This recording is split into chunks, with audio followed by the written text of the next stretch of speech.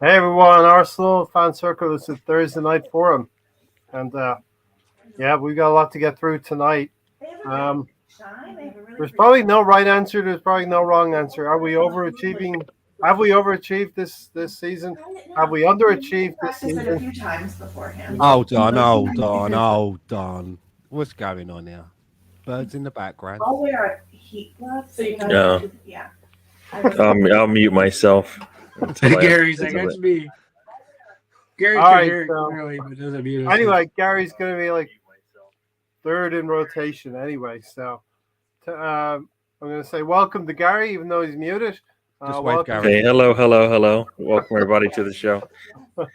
welcome to Tony, and welcome to Stan. Yeah. Thanks for joining. It's not easy, maybe in circumstances of Monday evening. We're probably all still feeling it a little bit from that debacle up at St. James's Park. We had a little bit of therapy session Monday on the trip, so Did it help? Not really. No, it did. no, It did. I think we could have went 5-6 hours and kept Oh, on definitely talking could have done about that. everything Definitely else. could have. Yeah. Well, listen, we're going to get into the Newcastle game. We're going to talk about the season and what we did right, what we did wrong this season. Surely it's over, right? We're praying for miracles on Sunday. Miracles Hey, can nobody would if you told Real Madrid that they would be 2 goals down with a minute left in the game that you're not going to be able to make it to the finals, but there they are. So it's not over until, like you said, it's not over until the whistle blows. That's what you said, Ray. That's true.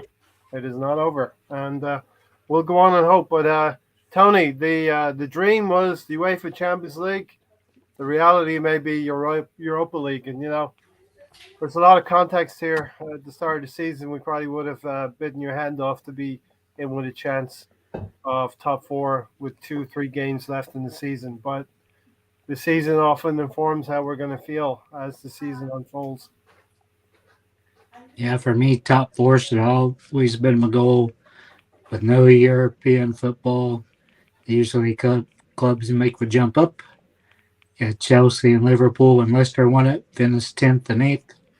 Next season, finished 1st and 4th. Plenty of other examples of that. But we had it in our hands. We beat the teams we needed to in November and December. Got to January, I said we need to reinforce. Instead, we let 3 players go, 2 of which could have helped us with these injuries that's been going on with the defense and midfield. But overall, I think we should have did better this season. We were held by the teams around us. Last season, we had 61 points. Guess what we would have finished? This season with 61 points. 5th. So we got 5 more points, 3 more wins, conceded more goals, only scored 1 more goal. I don't think the managers progressed. Game management sucks. Substitution sucks. Man management's pretty atrocious for the most part. Did a few things right, Ozil, but I think Emery was trying to do that too with Ozil. Got rid of Aubameyang, so they did it way sooner. Persisted with him all of last season. Formation around him, even though all the stats showed we get more points, score more goals with him on the left. But kept on doing it. Started this season doing it. We're in 7th and 8th. 7th or 8th when Aubameyang was finally shit canned. Martinelli came on. First time we've seen Martinelli since the first 3 weeks of the season, and we only seen him because of COVID struck the club before the season started. All in all, I don't think we've moved the needle much either direction. We got Kamiyasu in, which is a good player. Ramsdale, which is better than Leno because he communicates better, but that communication's broke down since Tierney's been gone for whatever reason. And our defense just doesn't look good. So, for the most part, for me, it's a wash. I want the top 4. I want St. Tottenham's Day. Haven't had it since Leicester won. 6 Yeah. fucking years. I'm tired of it. They're not really any better than us. We're pretty much equal. It's kind of like one of those triple counts when one horse finishes and nose in front of a horse one race, then the next one the other horse does, then the first horse wins the third race. Mhm. Pretty much equal. Yeah. We fucked up by not getting strikers, not getting midfield. We had opportunity to go get Bruno Guimaraes. He had a brilliant game Monday and scored the second goal that killed us, even though we didn't look like we were doing anything anyway.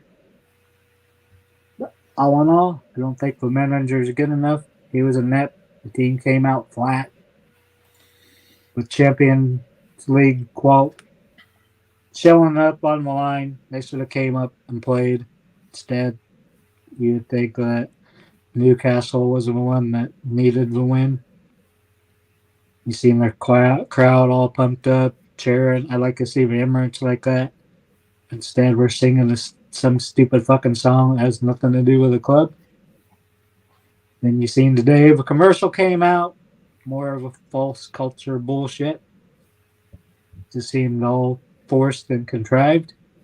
You can see where the money went on the firm that came in and improve our culture. But to me, it just seems like a sales tactic. That's pretty much it. Yeah, and look, we're going to be here for a while. We're going to get into it. We're going to get deep into it. This is your first sort of opening salvo about what happened. We'll talk about Newcastle specifically, and we'll talk about the season, and we have to talk about Patrick Vieira as well in these opening minutes as well. But Stan, what are your opening thoughts in the week that was St James's Park and North London Derby? You know.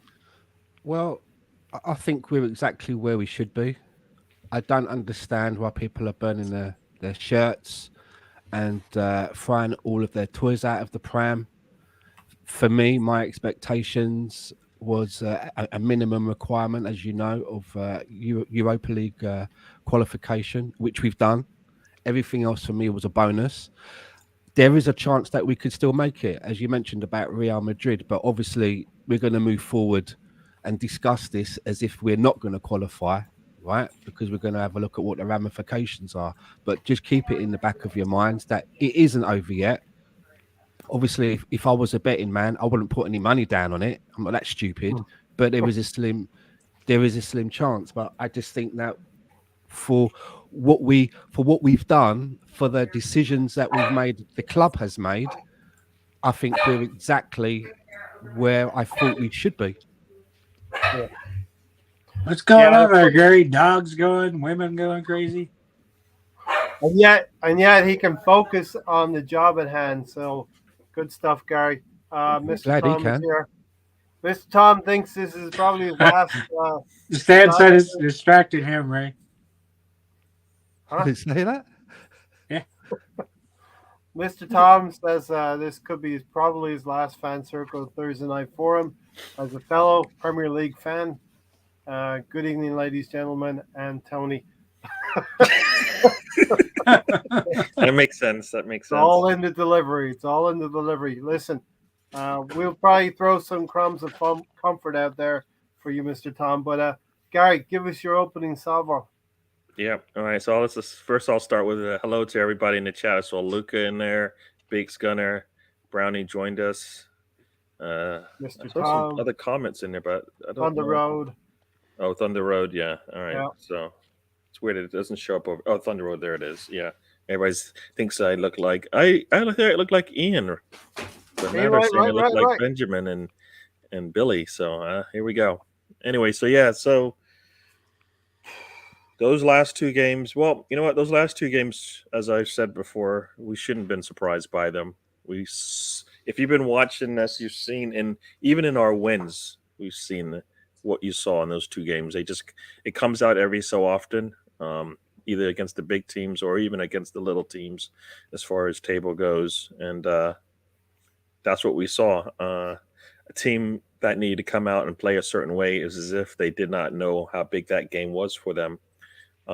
Instead of having to play basically, 180 games perfect. They just had to play 90 minutes perfect, and they came out really flat. And then the next day they came out even flatter, which is a sign of a young team with no leadership. So shouldn't be surprised, but I can be disappointed in the way that the team has responded to adversity multiple times this season, because it's the same thing each time.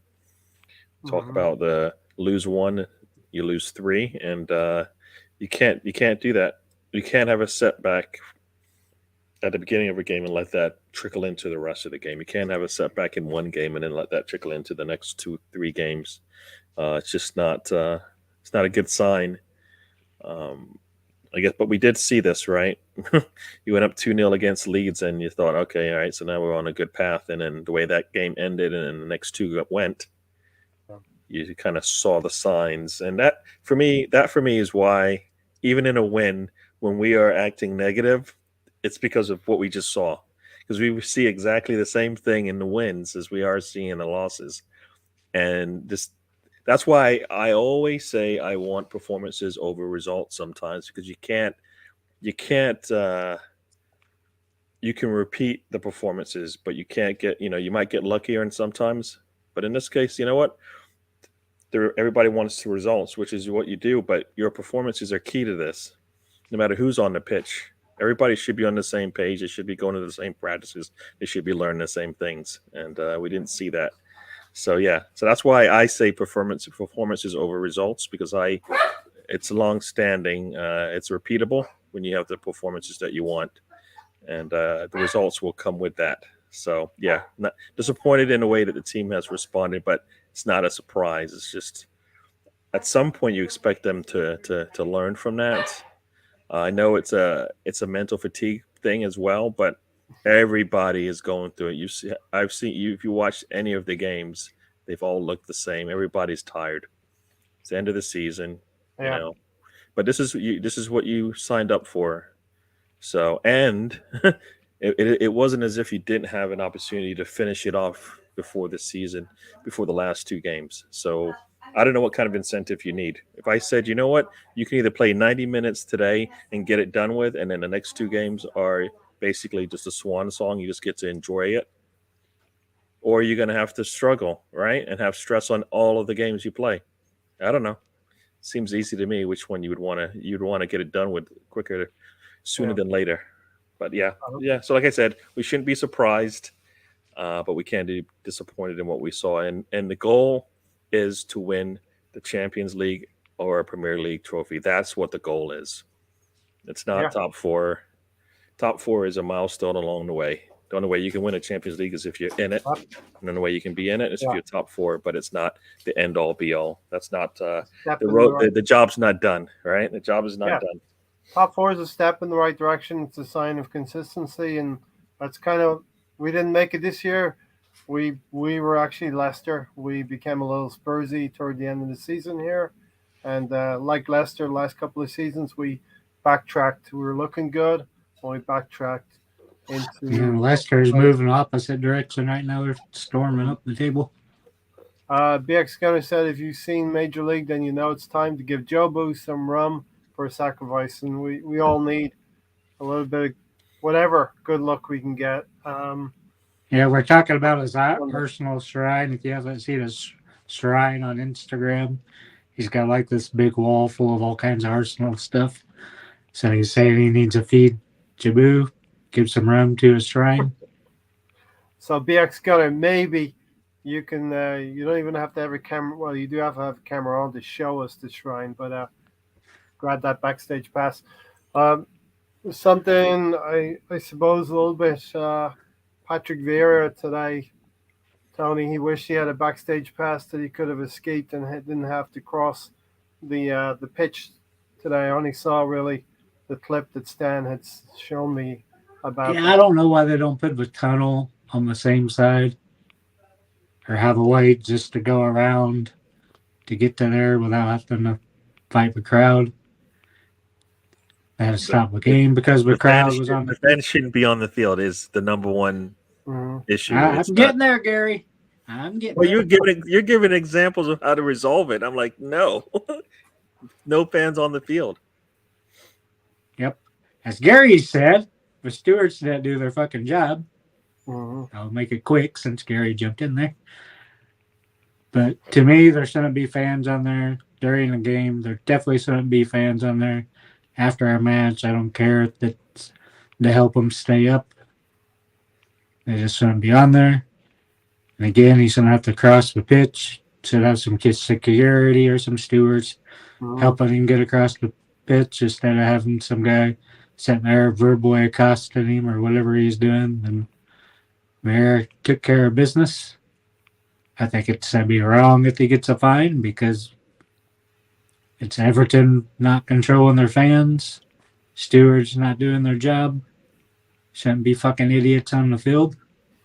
I've seen players hit them and they haven't gotten in trouble before. You shouldn't have the type of shit going on. Do your job. Make sure. And if you can't keep them on, put gates on there so they can't climb up and over. Do something to keep the fans off the pitch if the stewards can't do their job. The club itself, Stan, will get fined. Everton will get fined for not controlling the fans, for the stewards not being able to control the scenes there. And funny enough, earlier in the day, I saw a clip of Cloughy back in the 90s having a right swing at some supporters as well. Acceptable in the 90s, but maybe not so in this age. Well, I mean, all Vieira has to do is invite the guy that he kicked out to the stadium, get the cameras there, give him a hug and a kiss like Cloughy did, and happy days, right? Because that's how that was sorted out.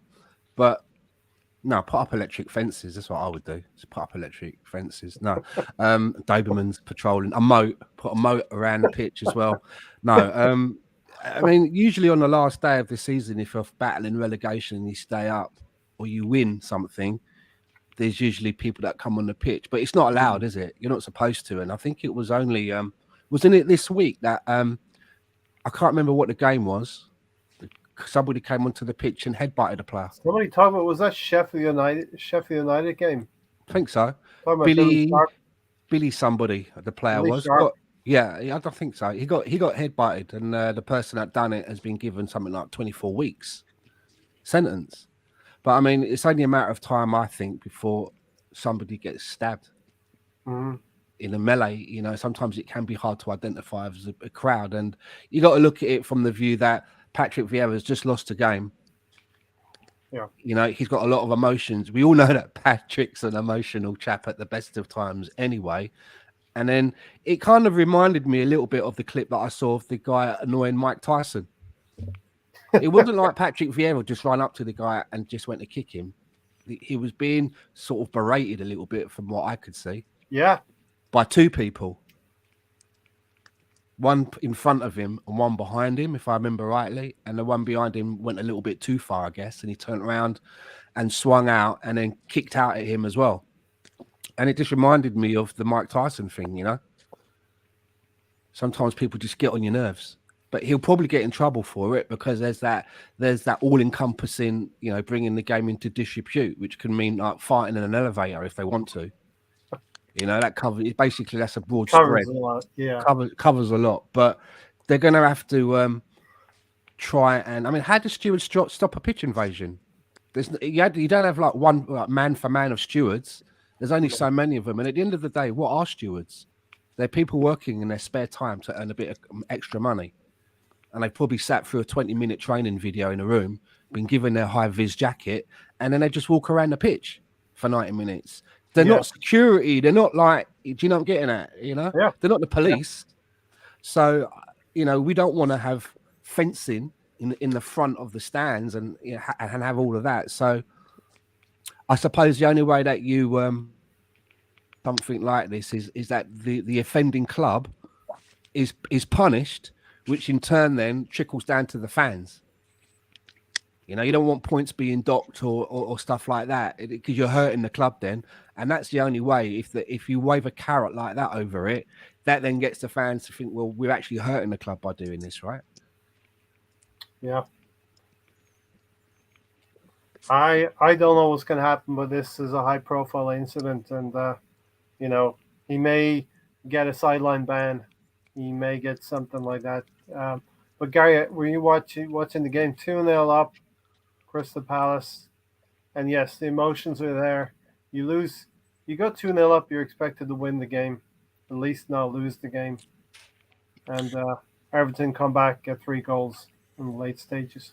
Yeah, no. As far as the fans storming the pitch, and I'll get into the game as well. Mhm. But I think right before the goal went in, like I think it's even the can't remember if it was the second goal or the I think it's the second goal to tie it up. I think because I think Everton did come back and win, right? But to Yeah. tie it up, I believe that's when they first came on, right? With like whatever 60 minutes into the game or something like that. 75th And minute, I think, and you can equalised. see like I think 4 or 5 police officers walk right behind the goal, right? So I mean they didn't probably have enough to go in there and control the situation, but there were police officers there, but not enough to let that happen. I mean I would assume that the league has some rules against that. Because I understand one person, because when one person goes right, they usually catch that person, and then that person's out of the stadium at some point. I don't know what you do when you've got like tens or hundreds of people coming out, but you got to do something because, like you said, you got to protect, especially in this day and age. So there's a crazy person in that crowd, at least one. You don't know who it is, Yeah. and you don't know what they're going to say or do. I mean, there was a video actually from the person who actually I think was taken out or put down by Vieira, and you can see him. He's got his fingers, his middle finger, screaming at Right him, on. saying Yeah. something. I don't know what he was saying because I can't understand what he was saying. It was English, but I didn't know what it was. And he was Get saying in. he said it a couple of times, Yeah. and you can see Vieira's head as he's walking away. And then I guess Vieira turns around to respond to it, and then next you can see from the way that the camera pretty much just falls. He's on the ground. So he's recording this as he's actually screaming at the manager, which is interesting because I know in the States, usually the first thing that happens is if there's police presence at every game. The police is always there going at least to the manager. So the manager actually has an escort on Hmm. and off the pitch. I mean, Yeah. my college, there's just this one police officer that's always there for our head coach. It's like when I was there going to school, he was doing it, and then like years later when I went back to watch a game, the same guy was there. Big guy, built like a truck. I mean, nobody is running up to our coach to say anything because he's going to get dropped. But yeah, I think they need to at the least protect the manager in that situation. That should be a given, no matter what. The players, yes, they need to be protected, but I think a lot of people, usually don't go after the players as much. But yeah, it's not good. I mean, like the fans should definitely enjoy it, but they don't need to come out onto the pitch. So I mean, I would expect them to get fined at the least. It's the least they can do. They're staying in the Premier League, so they have the money, and it should be an incentive, not incentive, but just deterrent with that fine because it makes not in this day and age. You can't do that in this day and age, right? Yeah. So yeah. As far as the game goes, yeah, when it went up 2-0, I was kind of laughing because I was like, "Oh, all right, Mr. Tom, I think you got at least one team that might be around there for you if you Hmm. can do your side of the job." And then And Leeds. a goal went in. It's like, oh Yeah. man, then another goal went in. You're like, okay, Crystal Palace, you scored these goals, you can probably get another one. But I think the momentum had switched as soon as that first goal went in, and of course, they're on the road, so Crystal Palace basically lost their way. I was surprised that they finished the game with 11 players on the pitch because the way that started, they had 2 serious fouls that they put on Everton. Only yellow cards were presented, and it looked like they could have gotten a red on. IU could have definitely gotten a red. He didn't get a red, but he ended up actually scoring a header to put him up 2-0. So yeah. So I think the game was it was a crazy one, and Everton withstood the barrage from Crystal Palace and was able to come back. So that's what we're looking for, right? Arsenal. That's what we're looking for. I mean, if that was Arteta and a fan came up to him he'd be in the hospital now probably because he's not a Vieira. You know what I mean? It's like he's got nice hair. I mean, this is not. That's just It's not something we he's a want to lover. see He's a in the lover, not a game. fighter kind of thing. But you know what? That reaction from Vieira is what I think a lot of fans want out of their manager. That fight, that like, you're not, no, you can't do that. Yeah, You but can't do that, and not an example to set either. And it's not an example to set. But what I'm Hey. saying is that the way that we talk about Vieira and we talk about his management style, that's what you saw, and that's what I think everybody wants from their manager. Somebody that like that, Yeah. not the actions today. I think they were bad, and they were not good. They're not becoming of a manager in the Premier League. But the fans coming onto the pitch adds more fuel to the fire. But yeah, but what I'm saying is that is what you want a manager is going to instill that in you, that fight, that you know what? Yeah. No, you can't As you're knock saying me that- down, and if you do, I'm getting back up, and you're going to be knocked down next. Yeah. You know what I mean? That type of As- thing, and that's what as we you're want saying from our that, Gary, players. I'm wondering what Klopp would do. I'm wondering what Pep would do in that situation. What Tuchel would do. Maybe Klopp would do something similar to a fan. You know what? Their teams backed it standing up on with you. their performances. It wouldn't, like, most of the time it's not happening, right? It's not If it happening. was a Tanya Conte, the parents would be going to the funeral of that fan at the weekend. No, wait. Yeah. I mean, what is it? The Atletico Madrid manager? You think somebody would run up to him like that? Who's running up to Simeone and doing that? Sticking his hand up and right behind him as he's videotaping it. I mean, what I'm saying is that his teams play like that. I mean, today I think they started strong and finished. They kind of got beat down, but also on the other side, right? I mean, both managers in this game were tough-nosed players, right? That's how they played, right? And today we saw it from both teams because the first couple of rounds went to Crystal Palace, and then Everton started to work their way back into it and finished it off, right? So. I'm saying what I'm saying is those are the type of things that you want to instill in your team. Yeah.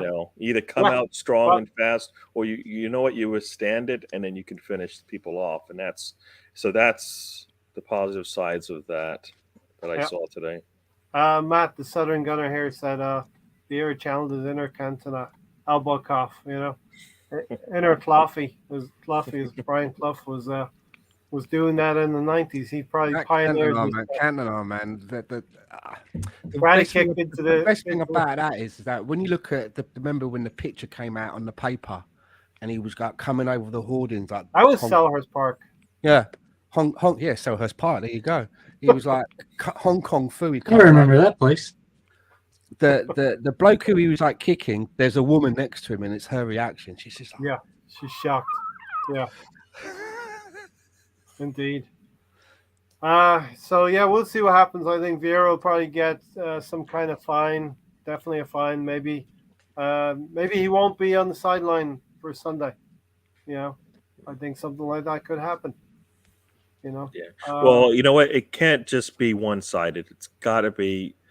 Everton has to get something out of it. Yeah. Has to get punished out of this as well. I don't know. And it's not their manager, but like I said, there should be some substantial fine levied on them or something like that, because I don't think that's allowed either, because they're not protecting the visitors.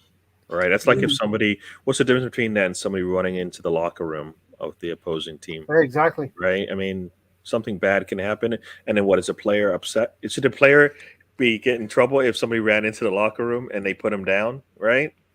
That's the same thing happened on the pitch. I mean, what is it? Right? Is it Beth Mead or who was it for the Arsenal women? Ladies. I forgot. The fan ran out onto the pitch and she dropped to the ground. She got a yellow. I saw that, but it was a far away kind of camera angle.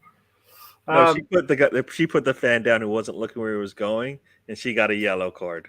So if that's what you get, then that's a yellow card offense. He gets a yellow card. I don't know if that means anything for him, but I mean, at the end of the day, right? I'm just saying it's their place of work, right? I mean, imagine you're sat in your office on Excel, and some guy just runs into your office and runs up to you and headbutts you. You're like, what? Matt thinks he'll get at least a game ban, and given that it's the end of the season, they're going to make it really. They're going to wrap it up in a bow tie. He's not going to be allowed to be on the sideline. He'll just hide in a laundry basket like Mourinho did. So it's been done. So Tony, Crystal Palace has had second half collapses. Patrick will need to get them over that hump. Plus, they will need to replace Gallagher, who's probably returning to Chelsea. Says it's on the road. Yeah, I think he's did a good job this year. Should have beat us twice, but lately they really don't have anything to play for. Hasn't had him fired up like he's had him before. Really not much to play for, so it's kind of hard to read too much into it, but I still think he's done a pretty good job this season. Would you say the same thing if it was Arteta presiding over a 2-3 defeat? Just curious. Depends what it was about. It was a rhetorical question. If there's nothing to play for, I wouldn't say anything. But if we're playing for something, yeah, you're going to say something. They're not really playing for anything. There's a total quagmire between 9th and 15, so who really cares? All right. That's Vieira. We're going to see what happens. We don't, obviously, as Arsenal fans, we don't want to be a harsh judgment on him, but I feel like it will come down. Okay. Who wants to start off on Newcastle on Monday? All right, no takers.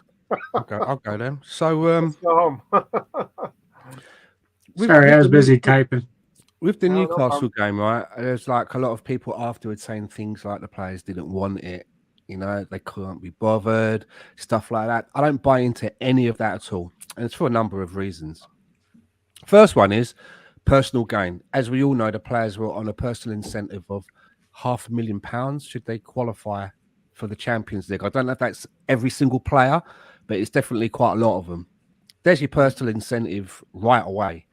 And obviously they want to get into the Champions League, but we've been overstretched since the beginning of the season. And it was a gamble that Mikel Arteta got rid of Aubameyang and players like Ozil, but it was the right call. I honestly don't believe that keeping Aubameyang would have done any bit of a difference, because he'd already made a decision in his mind that he checked out and wasn't up for whatever it is that we were involved with as a club. So why hold him hostage? We're going to keep fielding him and he just keeps like not doing anything. That's just not the way to go. And with Newcastle, I honestly, do you remember when we were sat here and I said to you, I think it was maybe 2 games back, and I was talking about we've had these problems with inconsistency, and they come in clumps of 3. Yeah, and I said they've come in clumps of 3, and we can't figure it out. We do really well, and then we go into that 3-game run, for example, of Crystal Palace, Southampton, and Brighton. Can't remember what order it's in. And we don't get nothing out of that. And then we go into a much tougher fixture after that, and we play well. And everyone is scratching their head. And I was saying that it's because that we've got young players that we know that they're technically good, but they just haven't got the consistency in their game yet. Yeah. And that's the reason why in a perfect world, we would have had a bigger squad, and a majority of our star players wouldn't have had to play as many games. And I say that and remind everyone that we've only really been in the Premier League this season. And even that was really a bridge too far for some of these players, because you're looking at them now and they're fucked. Yeah. There are star players, yes, but there were times in the season when they should have been taken out. Remember Arsene Wenger used to say, when a player looks like he's going into the red a bit, we take him out before the damage is done, and then we ease them back in. We've not been able to do that, which is the reason why you look at, for the last how many months it is, there's names on our bench that we never see. They're never going to get any minutes. It's because we are so short that we need bums on seats. It's so bad that those players that turn up, those youngsters that don't even turn up anymore, they're just cardboard cutouts. They're allowed to stay at home because they're never coming on. Yep. Yeah. We all know them. we know the names of the players now because they've been on the subs bench for that long. One of them has made it to the Mexico Well, national team. We'll get into the finer aspects of the season, but let's just hone in on Newcastle performance in of itself. Stand's not over yet, right? And I just wanted to come into that, and I just think that what you're seeing there with a performance like that, as abject as you think it is, with a young squad, and there are no leaders on that pitch, right? There are no leaders on that pitch. Lacazette wasn't playing really, so even though he's one of our most senior players, he wasn't on the pitch. People keep talking about Granit Xhaka. I didn't see him lead shit in that game, to be honest with you. Stupid post-game bullshit. So when you've got a group of young players and they still got to go missing, there's no one on the pitch to pull them up. There's no one on the pitch to keep it together, and we are missing that. And then you get an implosion, and that's what's happened. I've got a feeling that we're going to see maybe a similar thing in the next game. I hope not. And threes, right? Because of the behavior of the Everton fans, I really hope we give them a really good pasting on Sunday. But of course, they're safe now with that win. I'm going to say,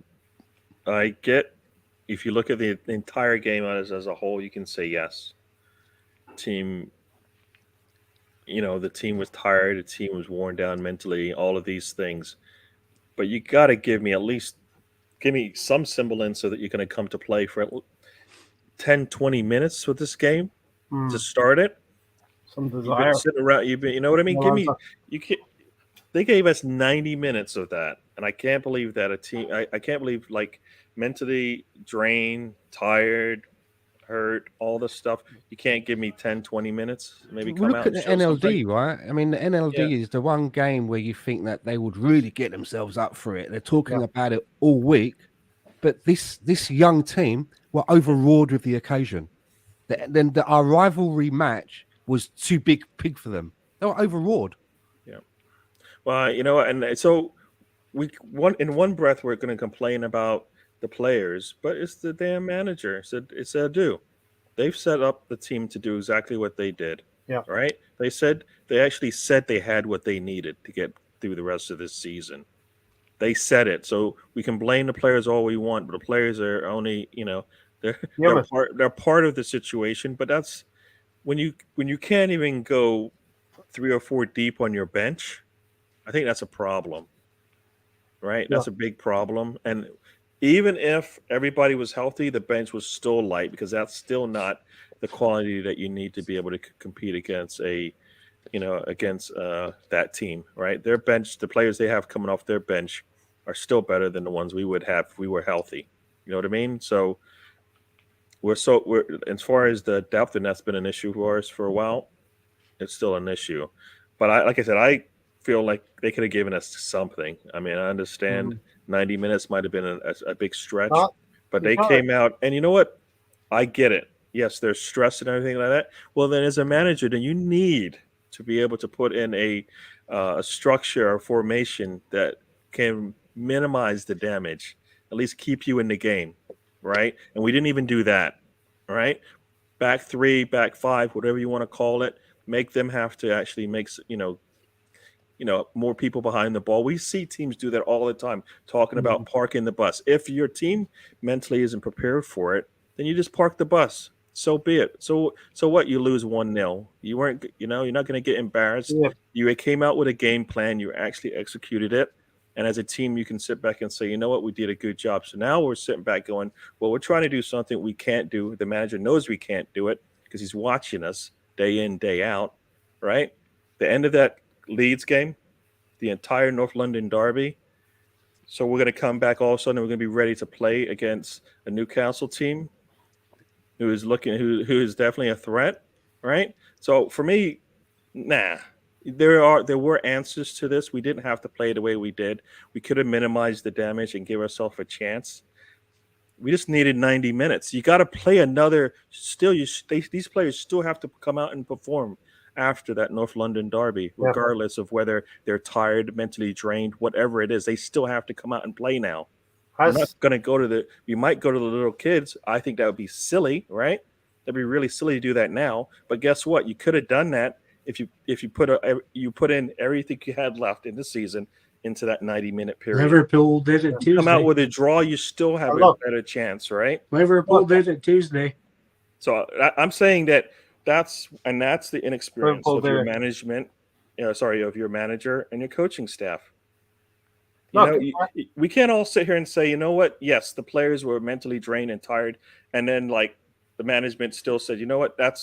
I don't care. I'm still going to put in my plan, which would work if I have my first 11 and everybody is rested and good to go. It makes no pragmatic. sense. Like, We see that all the time. How can the teams lower than us on the table with less quality players play better games, right? Because they put their players in a position to actually execute what the manager wants. We didn't do that. We asked him to do the same thing they've been doing all season, even though he knows Sakura probably shouldn't be playing. Most of row is not 100% there. Martinelli's only going to give you so much, right? And we have no leadership if things go bad.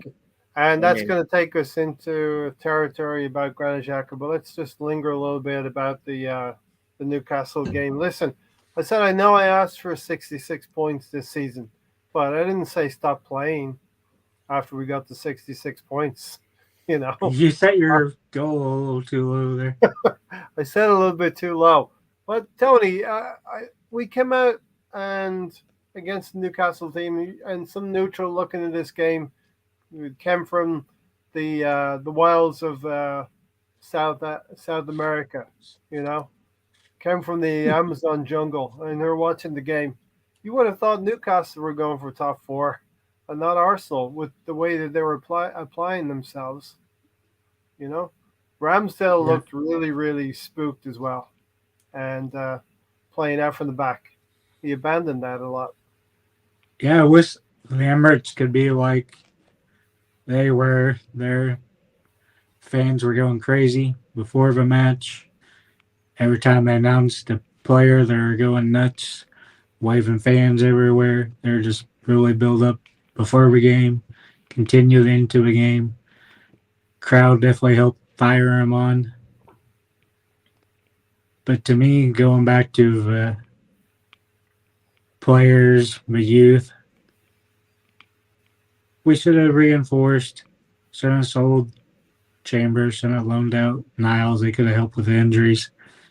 Makes no sense to me. We beat the teams we needed to in November and December. Got to where we needed to be. Then we're like, fuck it. We're not going to do anything. You had Bruno, Camara's available. Another Brazilian. Surely a dude could have lured him in. I don't think we went in serious enough for him. I think we could have got him. But to say no players were available is just total crap. You could have went out and got some. You've seen other clubs do it. We definitely need help in the midfield. Need help as striker. Bruno would have helped us in the midfield. But I was going to say one thing, one people haven't been talking about much is Smith Rowe has definitely been worn out since COVID. He can't play more than 45 minutes.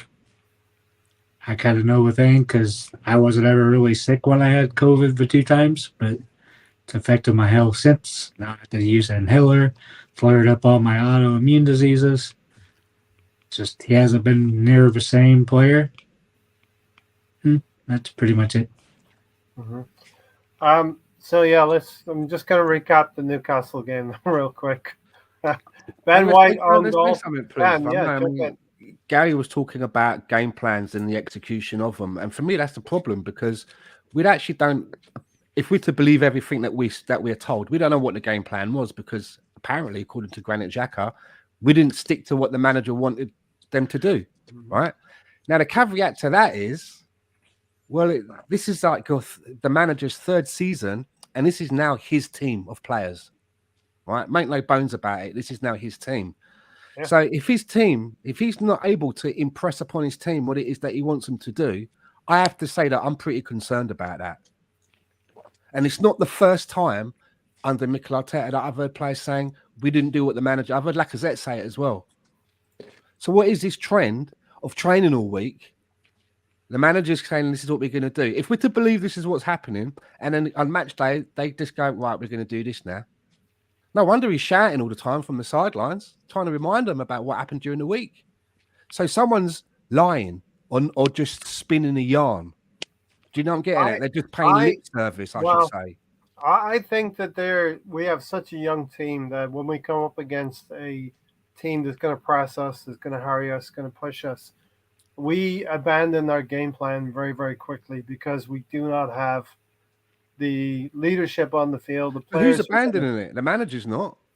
It seems like the players are. Majority of the players are abandoning it. Why is he not able to impose himself on the team after 3 seasons?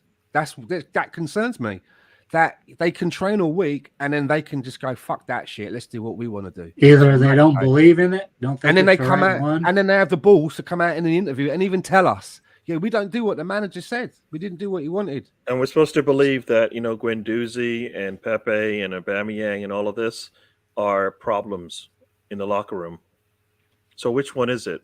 Exactly. I'm confused. Are the players lying that they weren't following instructions to save the coach? Or does the coach have no control over his players? Because either one looks bad on the manager, right? The players aren't doing what you say, and they're actually saying that to the press. Or you're putting that particular game plan out there, and it is a terrible one. And they don't buy into it, and no one's buying into it. So, so it's not a good look for Arteta, and no matter how we put this, yes, the players are going to – there's 11 players out there. All 11 weren't listening to him. I mean, I've been saying this for a while. None of these players are communicating. They're not even talking to each other. Why is that? We shouldn't be hearing comments like that in season 3, right? Not season 3. They should all be on board, right? They should all be buying into it, not ripping it up and doing their own shit. That's what I'm saying. Are they buying in? Not buying into it? Not believing into it? They're telling us that they're not. Then we as fans, we can see the holes in the squad. We can see the holes in the first 11. We know we need a striker. Maybe an option B, right? A plan B. We know we need a midfielder or two who can beat the 2 or 3. Press. Midfielders who can beat the press. And when we come up against teams who press us really, really high up the field, we sometimes can't beat the press. And it's the construction of your squad, the construction of your first team. The game plan is set in place, but they're not able to enforce the game plan. The personnel on the field is not able to go out there. You can't find that out the day of the game. Come on. You cannot find out the day of the game that, guess what? Everything that we just practiced, everything that we talked about throughout the last, 3 or 4 days, guess what? We can't do it. So we're just going to go do it anyways? Well, that can't be the way this thing went down, right? What he saw on the pitch, he should have known that a long time ago, and most managers do. Right? They know how. He never seems like he has a plan B. They know how their players are going to go out there and perform before they do, and that's why you see some players sit down and they're trying to figure out why are they sitting out this game. Guess what?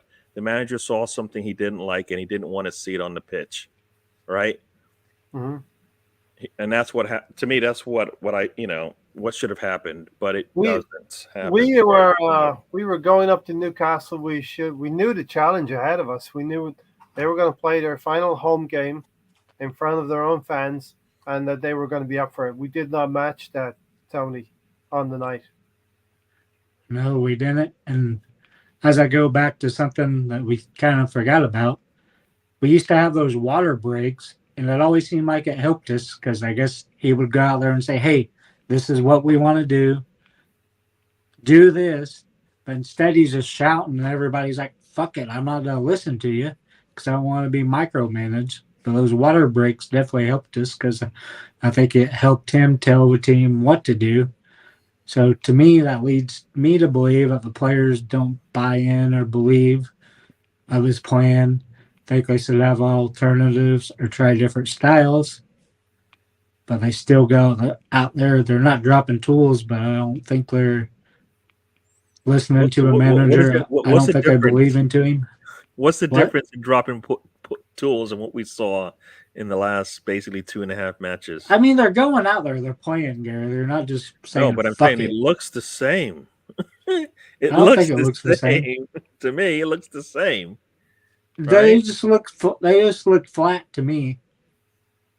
They didn't look like they're dropping tools.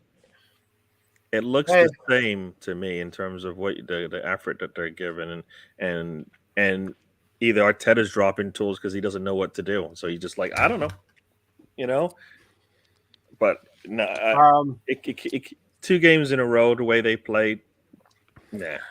See, I look at our central defence as an example, and our starting central defenders are Ben White and Gabriel, two good defenders, but I don't understand who they're learning from, other than the training part of it. In game, they're kind of like at a similar level in their career. I don't see how they're learning from someone who's helping them in bad moments during games. If things are going wrong, they're probably looking at each other, and there's not really much that they can tell each other about the situation. It's all really well and good. I know that Gabriel was a big shouter and he tries to keep everyone going, and that's quite motivational. But you need an older head in there, I think, to help. Yeah. And even if that is a third defender that doesn't play every single Premier League game but comes in for cup games, and they're still there helping them to learn their trade, and I don't see that. From the I day one, you- from day one when we got that's those two that's guys what in. Louise was. Louise was that guy. Nobody wanted him. Everybody was happy to see him go because he cost too much money. Blah blah blah blah blah. But that's exactly what you would get from you when Lacazette came in and everything kind of calmed down with all the craziness with the team.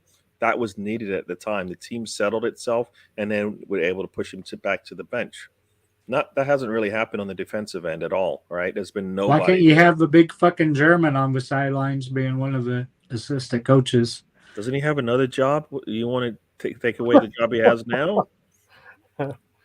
Arteta went out and hired 3 or 4 people. One of them has to be on the defensive side, I would think, right? You think? Arteta is No. he played defensively, right? He's probably more on the defensive side when he played. He played midfield, right? So you would, I mean, I don't know about you, but I would think if you played midfield, the midfield would be the one area in the pitch where they would, even though they may not have the most talented players there, they would be solid enough to get the job done. And the midfield has been the problem this whole damn time.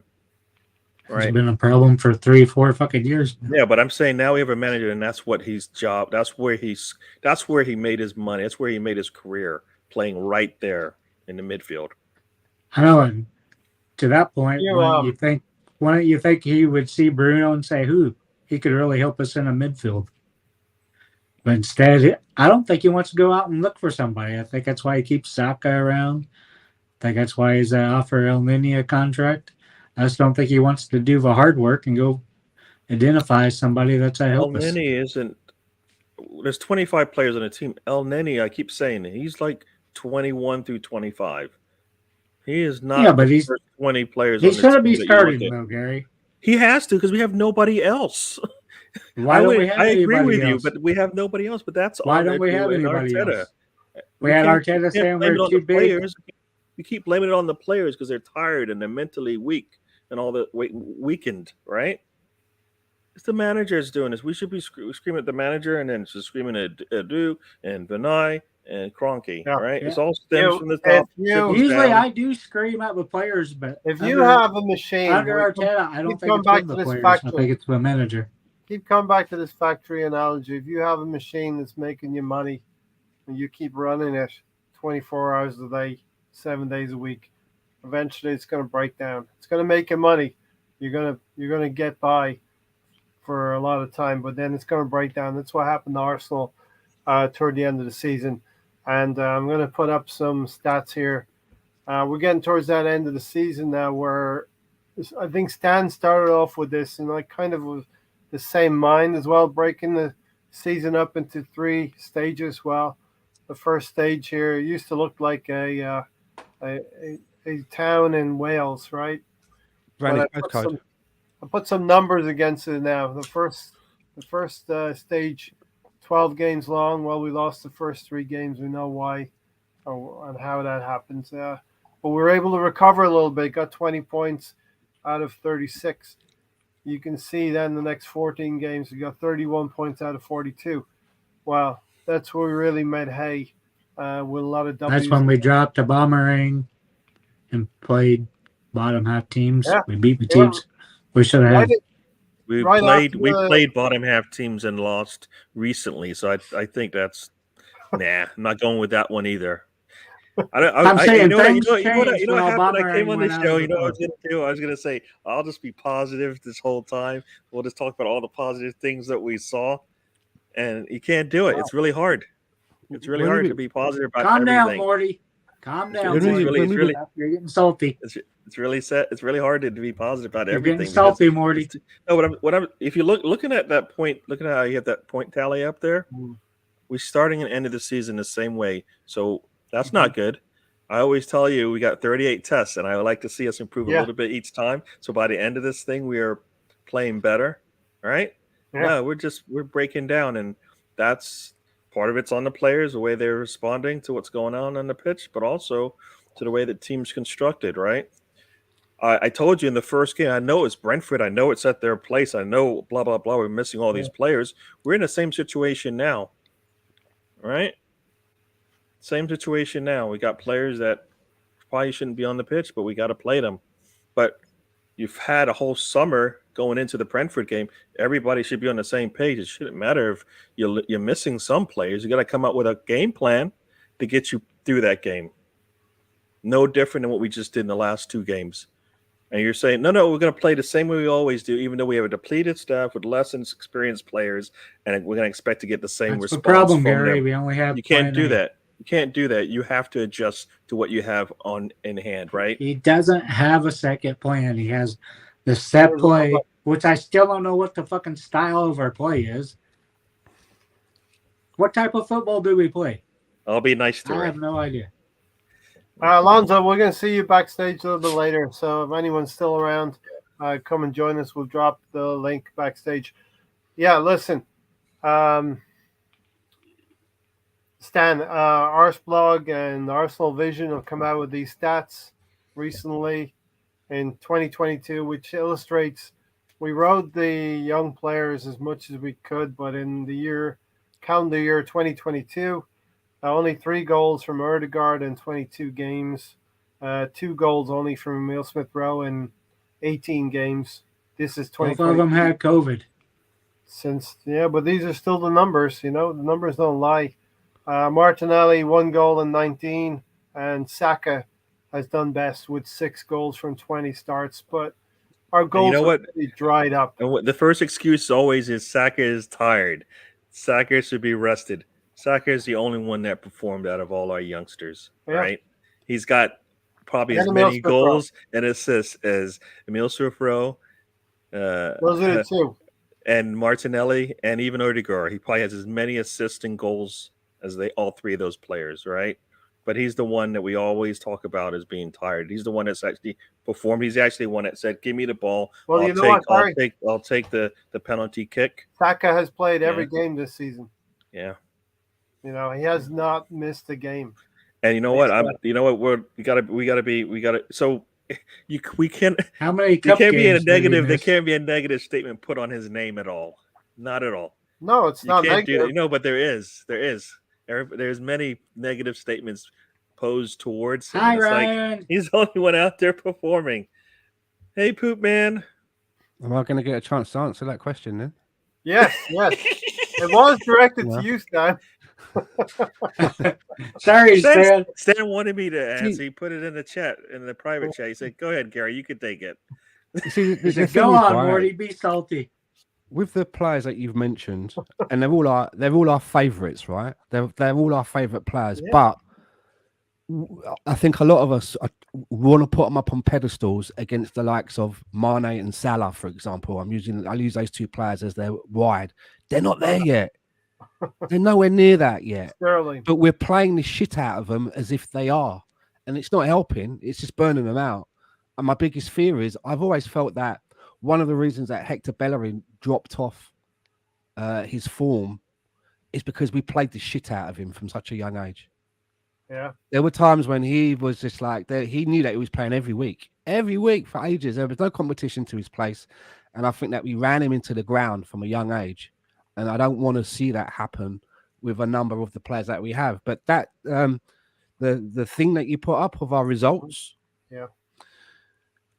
there was a period that I remember we were having a conversation, and I felt that when we were doing good, I was saying on here that one of the things that we've improved on is that we've always had a problem picking up points from teams where we should. There's points that go begging that we should be able to pick up, and then we'll play against a bigger team and have a good showing. And I thought we'd sorted that out, but looking at some of the losses that we've had this season, it's still a problem. It's still a problem that we're not able to collect the points that we should. And I think that still dovetails in with the young squad that we have, which comes with inconsistency. Anyway, I just want to get that in. All right, Ryan, how you doing, mate? Thanks for coming in. I'm good. How are you guys doing? We're just about to get into it, Ryan. So thanks for joining. As you know, we have a varied and let's say we represent the Arsenal fan base here. All five of us, we all have different takes on the season, how it's gone. Have we overachieved? Have we underachieved? Are we where we pretty much where we are? Table doesn't lie at the end of the day. I keep telling Tony that we're fifth. Me and Ryan's disagree. Don't tell me. Did Tony come back and say it was a moot point? Not yet. Okay. He will. He will. You know, in the season since August till now, you can only play the games and see where you're at the end of the day, right? And we're fifth best in the league right now. So, Ryan, what's your thoughts going into this? As Gary said, we started pretty badly. We're finishing badly, and we had a good middle stint there. You can see the numbers. Yeah, so it's you could extrapolate, take whatever data you want to take, and it tells two stories. So we lost 17 losses this season, most 13. In our history. Oh, sorry, 13. Most in our history. We've never lost more games, right? Terrible, awful, no good. We have 21 wins, which is only less than Liverpool, Man City, and I think we might have the same as Chelsea. I think Chelsea drew today. Same as Chelsea, yeah. So that's like, oh fuck, like we're competing, we're doing good things, and obviously we had 4 draws. Right. So yeah, I mean it's tough because and I've tweeted this, I've retweeted this. It hurts. It stings. The way the matter of which we lost top 4, it stings really bad. But yeah, I think if anyone told you, hey, we're competing for Champions League with El Neni, Cedric, Eddie, all 4 of you would have laughed at me and said I was crazy. But I mean, here we are. That's what happened. Some of those players, yeah. Yeah, we actually worse players before, Ryan. I was gonna say we're third with wins, tied with that team. Chelsea's 4th. So yeah. I mean, it's just you look at that team. You look at the team we put up against Newcastle. Look at the team we put up in the North London Derby. Is that a Champions League team? No, it's not. No. And I get it. It was there for the taking. All we got to do is win. All we got to do is win one game. I don't think we're there yet. I think we could get in the champion. If we got in Champions League, I think we would have probably gotten out of the knockout stages, probably finished second. And we probably would have lost in our opening knockout. And yes, it's the money, it's the glitz, it's the glamour. I understand that, but we're not there. And it might have been this podcast that I actually brought it up in. I just wanted games. I didn't care if we got Champions League. I just wanted games. And I think to me, Europa League suits us the best because we're in such a pivotal moment in our history, and we have the youngest team in the Premier League, and it will be the youngest team next year. And we need to get these guys experience, So from a losing position, we're third to last in points gained after the other team scores. The only teams that are worse than us are Watford and Norwich, who aren't going to be here next season. So once we concede a goal. That's it. We've only won one game, and that was the Wolves game that everyone went crazy about, which was in fact crazy. So we need that experience. We need someone that's gonna take the game by the scruff of the neck. We don't have that player. Everyone thought it was Aubameyang. I never really thought it was, but it doesn't matter. We need that kind of player. So we need to figure out how we're going to get in the Champions League, how we're going to succeed. Because yes, getting to Champions League is great. It's going to give us money. I love it. But I want to succeed in Champions League. I don't want to just be there. I don't want to be a spectator. I don't want to be out in the first round. I want to actually make moves. And with that, we need to get our younger guys experience. We're the youngest team in the Premier League. And with that, Europa League. We're going to probably, I wouldn't be surprised if Balogun doesn't go out on loan. I wouldn't be surprised if we give Balogun minutes. Patino is going to come into the mix. Aziz will come into the mix. Amari Hutchinson. There's so many good players that we have that we haven't even seen yet. And I think Europa League is the best thing for us. So for me, like, I'm not upset. I'm not upset at how we finished. I'm upset how it happened, how we got here. It does sting a little. It really is all about how you get there. Like if we were 7th place and we surged into 5th place, we're feeling a lot different tonight. Exactly, yeah. And if we're in 4th place since middle of December, which we pretty much were, and we fall back like Leicester last couple of seasons into the 5th place, it doesn't feel as good. And yeah, I have my notes as well. This one hurts the most because as fans, we care so much. We care because we got invested in a young, vibrant team. And I think that's the big thing from this season. We got invested in players that we like. The other caveat to that is we don't have any. Do we have any players that our rivals hate other than Ramsdale? We need some of those kind of players. I imagine a lot of them. Isn't Guendouzi coming back? No, I hear it. No, but I mean, for me, imagine a lot of them. I don't think we should be getting younger.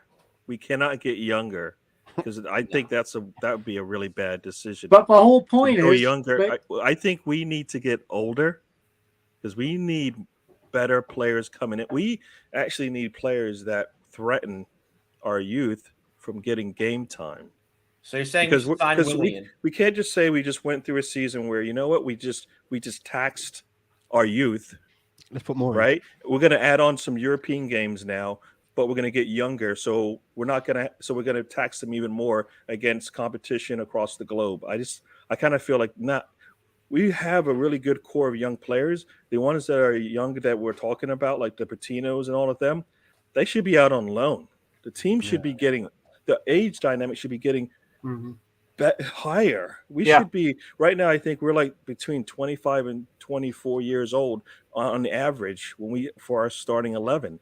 And with the team we played the other day was 27. We need to be up there at 26 because we need players that actually can play football. And like I said, can push Saka to the bench when he's struggling, can push Martinelli, push Emil Smith-Rowe, Erdegaard to the bench when they need to sit down. And I said this at the beginning of the season. I said, it's not about whether they physically can do it because we already said we're not playing in Europe. So we have one game a week. I said mentally, they can't do it either. Yeah. Here we are at the end of the season. Everybody's saying these young players are taxed. I told you that day one. I told you that day one the season started. Yes, they have a week off, but mentally they're not ready for a Premier League season. Now we're going into Europe. We cannot get younger. If Balogun isn't ready, he needs to go out on loan. If Patino's not ready, he needs to go out on loan.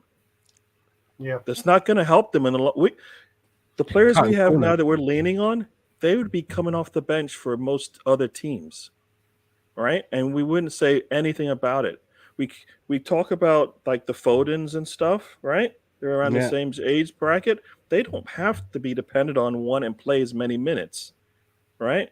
And even with all of that, and Saka and Emil Smith-Rowe and Martinelli and Erdegaard, they're putting all these minutes in. Their performances are on par with the young players in the world of football. Yeah, they need to get some older heads in there in that 25 to 28 age bracket to bring our age dynamic up, but also to give us the experience and also to push these players when they do get out there. If you know that, you know what, coach sees something in me that's wearing me down, he's going to sit me down. I'm going to sit on the bench and I'm going to watch this, and they're going to have another player go out there and do what the manager's been asking. That's going to either you sink or swing. Right? You're going to either take that as all right, I need it when I get out there, I need to perform better, because he's going to see it when I'm kind of starting to wear down. All right. mentally, physically, whatever it is. So I'm all for continue to play the youth, but not getting younger. We cannot get younger because that's the problem we have right now. And this is why the season went the way it did. I don't think we're ever going to get. I don't think we're going to get younger. I think we're going to just attract that demographic of the 22 to 24-year-old. And I agree with you. I think we do need to get older. But then again, I'm not also saying we should sign Willian for his experience either. I think we need to find that common ground. Which perfect example, like Gabriel Jesus. You know what? Willian and Louise kind of were a profile. No, but Willian and Louise were actually okay in terms of bringing them in. The way they were used was incorrect. The way that Pepe ended the season, I would have thought you bring in Willian in to press him so you can get Pepe to be shown by the older guard how to actually play the position, right? And he would push him a little bit, and then Arteta went 100%. All right, Willian, you got this. And it's like, no, you just killed any progress you made from Pepe at the end of the season. You bring Louise in. Whenever Louise comes in, we needed to show how we can distribute the ball from that back line. He was doing it. I saw him do it in multiple games, right? And that's what Arteta wanted, and that's the experience that you want and the mentorship that you want on the pitch, right? That's what I think we met. William was used incorrectly. Louise, I think, was actually we on the defensive side. We're missing him this year. We're missing somebody like him. The situation is you give me that face, Stan.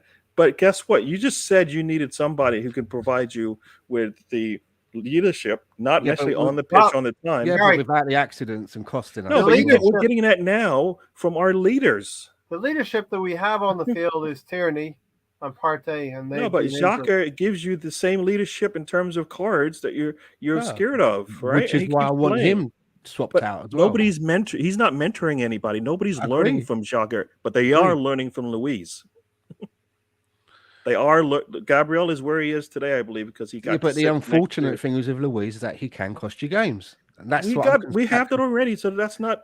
Let's get somebody in a similar mold to a Louise. But we need to get one. We can't say it's okay for Louise, but Xhaka is not. We stuck with Xhaka. That is a moot point. He ain't going anywhere, right? You know what I'm saying? Like we all, I want him gone, but we could talk about that forever. But someone, I'll give you, if we can only have one, let's say there's two choices, and one is Tielemans and one is Neves.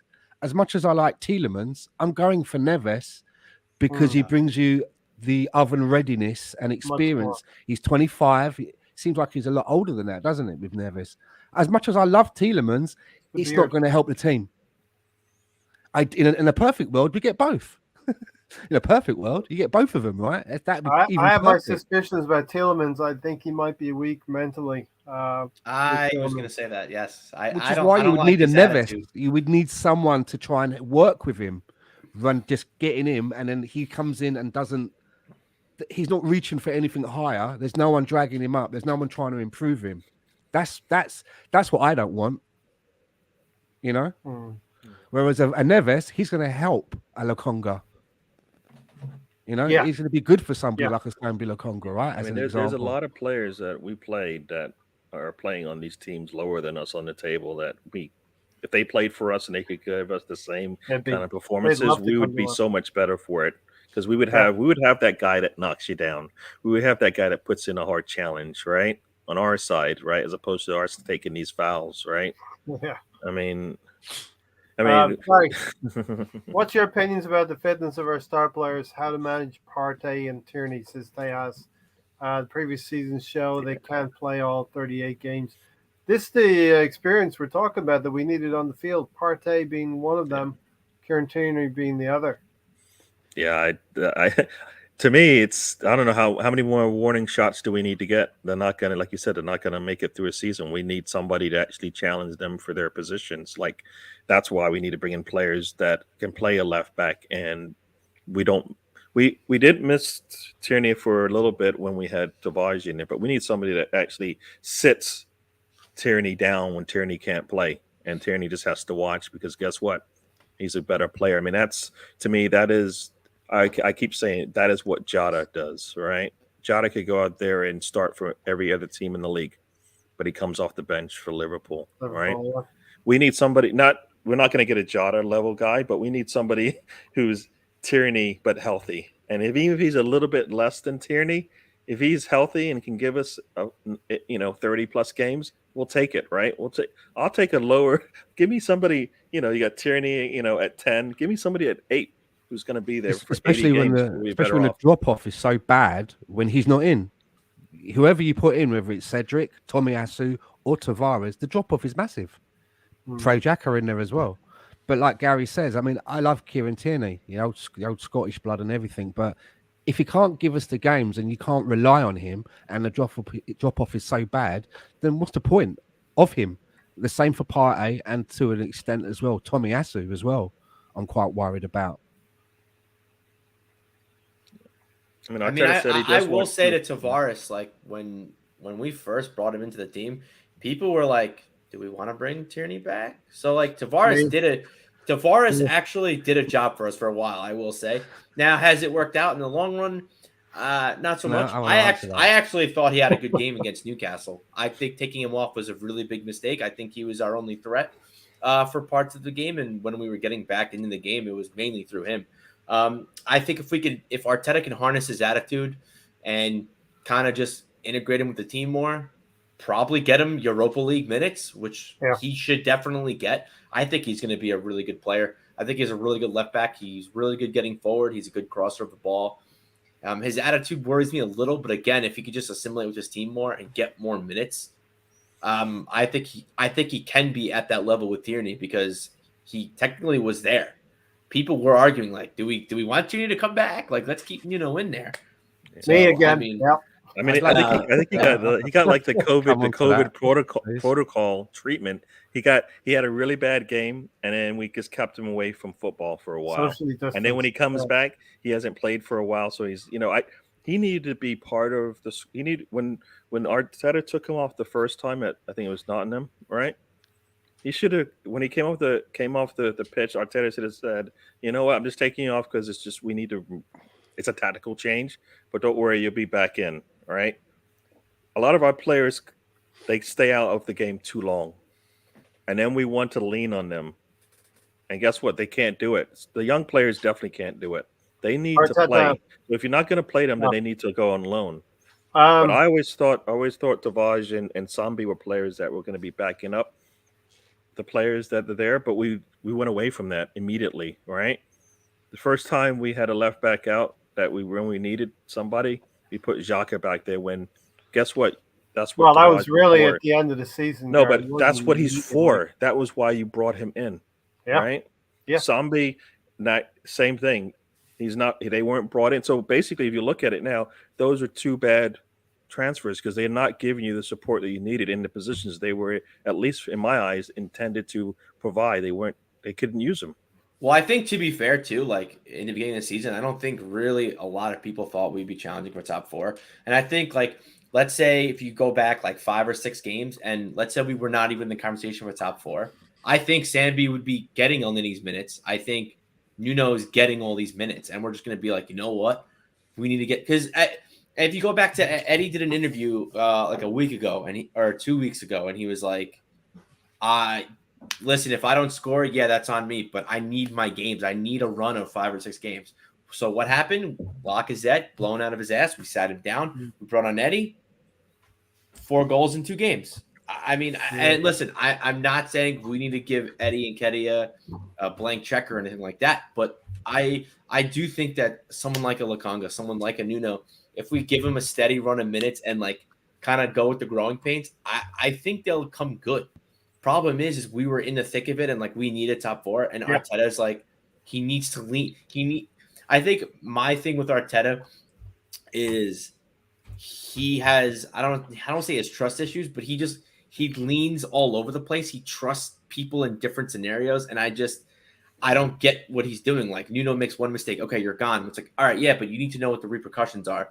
Sambi he made a huge mistake against Liverpool. Okay, you're gone. Like, it's all right, like, but then what? Like, these players need to go through the growing pains. These players need to like experience it. But again, like on the other spectrum, like it's tough because we're competing to get in the Champions League, and that's a huge step in our like rebuild. He also said I don't think Lakanga and could have gotten us there. Rightly or wrongly, Ryan, he was also saying, I'm going to take Tavares out of the firing line for a game. I don't know if that's the right way to manage. He's done it like 3 times now. Yeah. And the two of the times that he took him out, the entire team looked like crap. Yeah. And that was the one It's play he just took tough. out both times, and you're like, wait, why are you taking him out when you're getting there's a lot of pain, a lot of issues all around the pitch. You take him off first. I think it doesn't. You have to know how to work with these young players when you bring them in. I don't think that was a good way to do it. And if that in fact was the issue, you found out a little too late. You need to have found that out a lot sooner so you could figure out whether or not you have the depth that you said you have coming out of that January window. And it's all, yes, I'm talking January window, but you need to find out if you actually have a player there. And I don't mean, yes, he came into the team to get minutes. I think that's why you brought him in, all right? And if you're not going to give him the minutes, then what's the point of bringing them in? Sambi and Tavares, right? They came in, and they have to be part of some sort of rotation. And I think they're projects. I mean, like I agree with what you're saying. Well, But I also think why bring them in? They should have went on loan. Because we're building something that's going to last for years and years. No, and but years. you're saying they're a project. They can do the project on loan. That's where they get the minutes that they need. We needed players that can come in and back up our players to some degree. Yeah, we have a bench of 3 players now. We have a bench of 3 players now, and the 2 others injured, right? Lakanga had man of the match performances. Let's not understate that. In the season as well. How far ago was that? That was in October, and when it came to the crunch time, I mean, he still did it. When it came to crunch time, they were taken out for El Neni, the experienced type of player that you're asking for. So I don't know where El Neni, as I said, El Neni is not a backup that I want, right? He's like the third choice for me. But he can do a job, right? Yeah, but he's a third choice. When Lakanga's not doing it, Gary, you can put El Neni in, right? When what? When Lakanga's not doing it, as against Brighton, you can put El Neni in the lineup then. Yeah, but that's not where we want to be, right? Well, that's what we did. Well, so wait, results. They're a project or they just struggling, right? That's not my argument. Is it? Well, if they're projects, then they're not coming in after Partey, right? It would seem to me that when they signed Lakanga, they made a wrong estimation, because in the interview with Edu, and when he spoke specifically about Lakanga, he said if Partey or Xhaka are injured, then Lakanga is the next one. And they did that. It didn't work. So they had to go back and draw at the well of Mohamed El Neni. Which that's to their embarrassment a little bit, while they just brought in this young kid and thought, we don't need El Neni anymore. All that experience and that. And to answer the question as well, when Ryan mentioned about Tavares, and when Tierney was out a little bit, and people were like, maybe we should just keep Tavares in, and Ray put his hand up there and said, I was one of those. I'll tell you why that happened. Arsenal fans got what I call Guendouzi'd. They saw a new shiny. They saw a new shiny toy that was running everywhere, running like the $6 million man. Hence the T-shirt, running everywhere. And Arsenal fans, it was new. It was like a bright, shining new toy, and they got suckered into it and thought, this guy's better than Tierney. Yeah. Like they did with But Guendouzi. He did play well. It's not like he didn't play well. He was goofing the ball over the bar and that. He was just running around a lot. He was playing well. He was playing well. He was putting crosses in. He might have even. I think he even scored a goal. I put my hand up. But he's a left back. He's a left back. But he was playing well. But you know what? When Tierney was healthy, Tierney plays, right? It wasn't a threat to Tierney's position. No, it was, because there were people saying that even when Tierney's fit, we should be sticking with Tavares. And I'm like, based on what? Based on what? I didn't agree with that. I'm just saying it was an argument. I'm not saying next season we'll have the same argument if Tierney's still here and Tavares still here because of Tierney's injury record. As much as he might give you an assist every now and again, he can't defend, and his positioning is terrible. That's something that. And that's the fundamentals. That's the fundamentals of being a defender, right? Yeah. I mean, Alexander-Arnold can't defend. He's one of the best fullbacks in the world. He's got potential, Stan. He's got Van Dijk in the middle of the pitch, so it's not even the same. It's not even close. You can't even compare the two. Yes, you can. To me, you Why can't. can't You can't. He starts week in and week out. I think Yeah, you but can he do has that the this best year. defensive guy in the world next to him. I think Gabriel and Ben White can No, be but that Gabriel pair. is so much younger, be, and you but saw not what yet. happened when Tavares No, was I know. next I'm to not him, saying. right? I'm not saying They Tavares needs struggle. to. I'm not saying Tavares should be on our starting 11 for the rest of eternity. I'm not saying that, but I'm just saying like the pieces are there. No, And no. I think like if we go back to Slokanga, we go back to this Tavares thing. I think also too on the other side, people were like, "Oh, like I'm glad we don't have Europa. We can just focus on Premier League. It's great." But I also think it screwed us over because of Nuno, because of Sambi. If we had Europa League, I think Sambi would be a lot further along. I think Nuno would be a lot further along. We wouldn't be having this argument right now. Mhm. So it's it's a double-edged sword. So I would have you settled hope for you hope Carabao too, Cup. right? Because Arteta likes to use his first 11 in those Europa League games. I mean, we had the easiest probably group stage in Europa, and we still used our first team players and our older players, taking minutes away from the youth. And you're like, I mean, Pepe played every William game. played in it. Mustafi played in it. We had all these older players that didn't need it. Yes, exactly. That was before we changed our profile on who we were bringing in. When we were signing Willian, and we were like, "Oh, like Willian's going to bring in the experience he experienced at Chelsea, and him winning the league, and like he's going to change the team." No, it's not. That's not what we were after. We were signing a different type of player that season, and I think that really screwed us up in Europa League, and obviously it did because we didn't fucking win it. And I think now we're taking a different approach, and like we're recruiting younger, we're building them up, and like we still have those veterans there. We still have a Granit Xhaka. Do I like it? Yeah, not so much, but I think with time, these players are going to get weeded out. Like Mustafi not here anymore. That's not here anymore. Ozil not here anymore. Yeah, I just remember us complaining about Nelson and Willick and all these younger players in Balogun not getting any minutes. We turned a profit. Balogun played like 40 minutes and got 3 or 4 goal contributions in the 40 minutes that he played. And I'm like, in Europe, yeah, but then he started for us this season, and he played 2 games, and he was terrible. So it's like, all right, Tony, alone. Well, they needed experience. He had the time to get it done. Sorry. Tony, go ahead. So we're sitting there talking about all the young players, but those were the ones scoring goals. They weren't making errors. The ones making errors were the fucking old players. You got Xhaka, 2 reds, 10 yellows. You have Holding going out, fucking holding everybody, rolling them up in the ball, elbowing, red card. 1 game. Come on.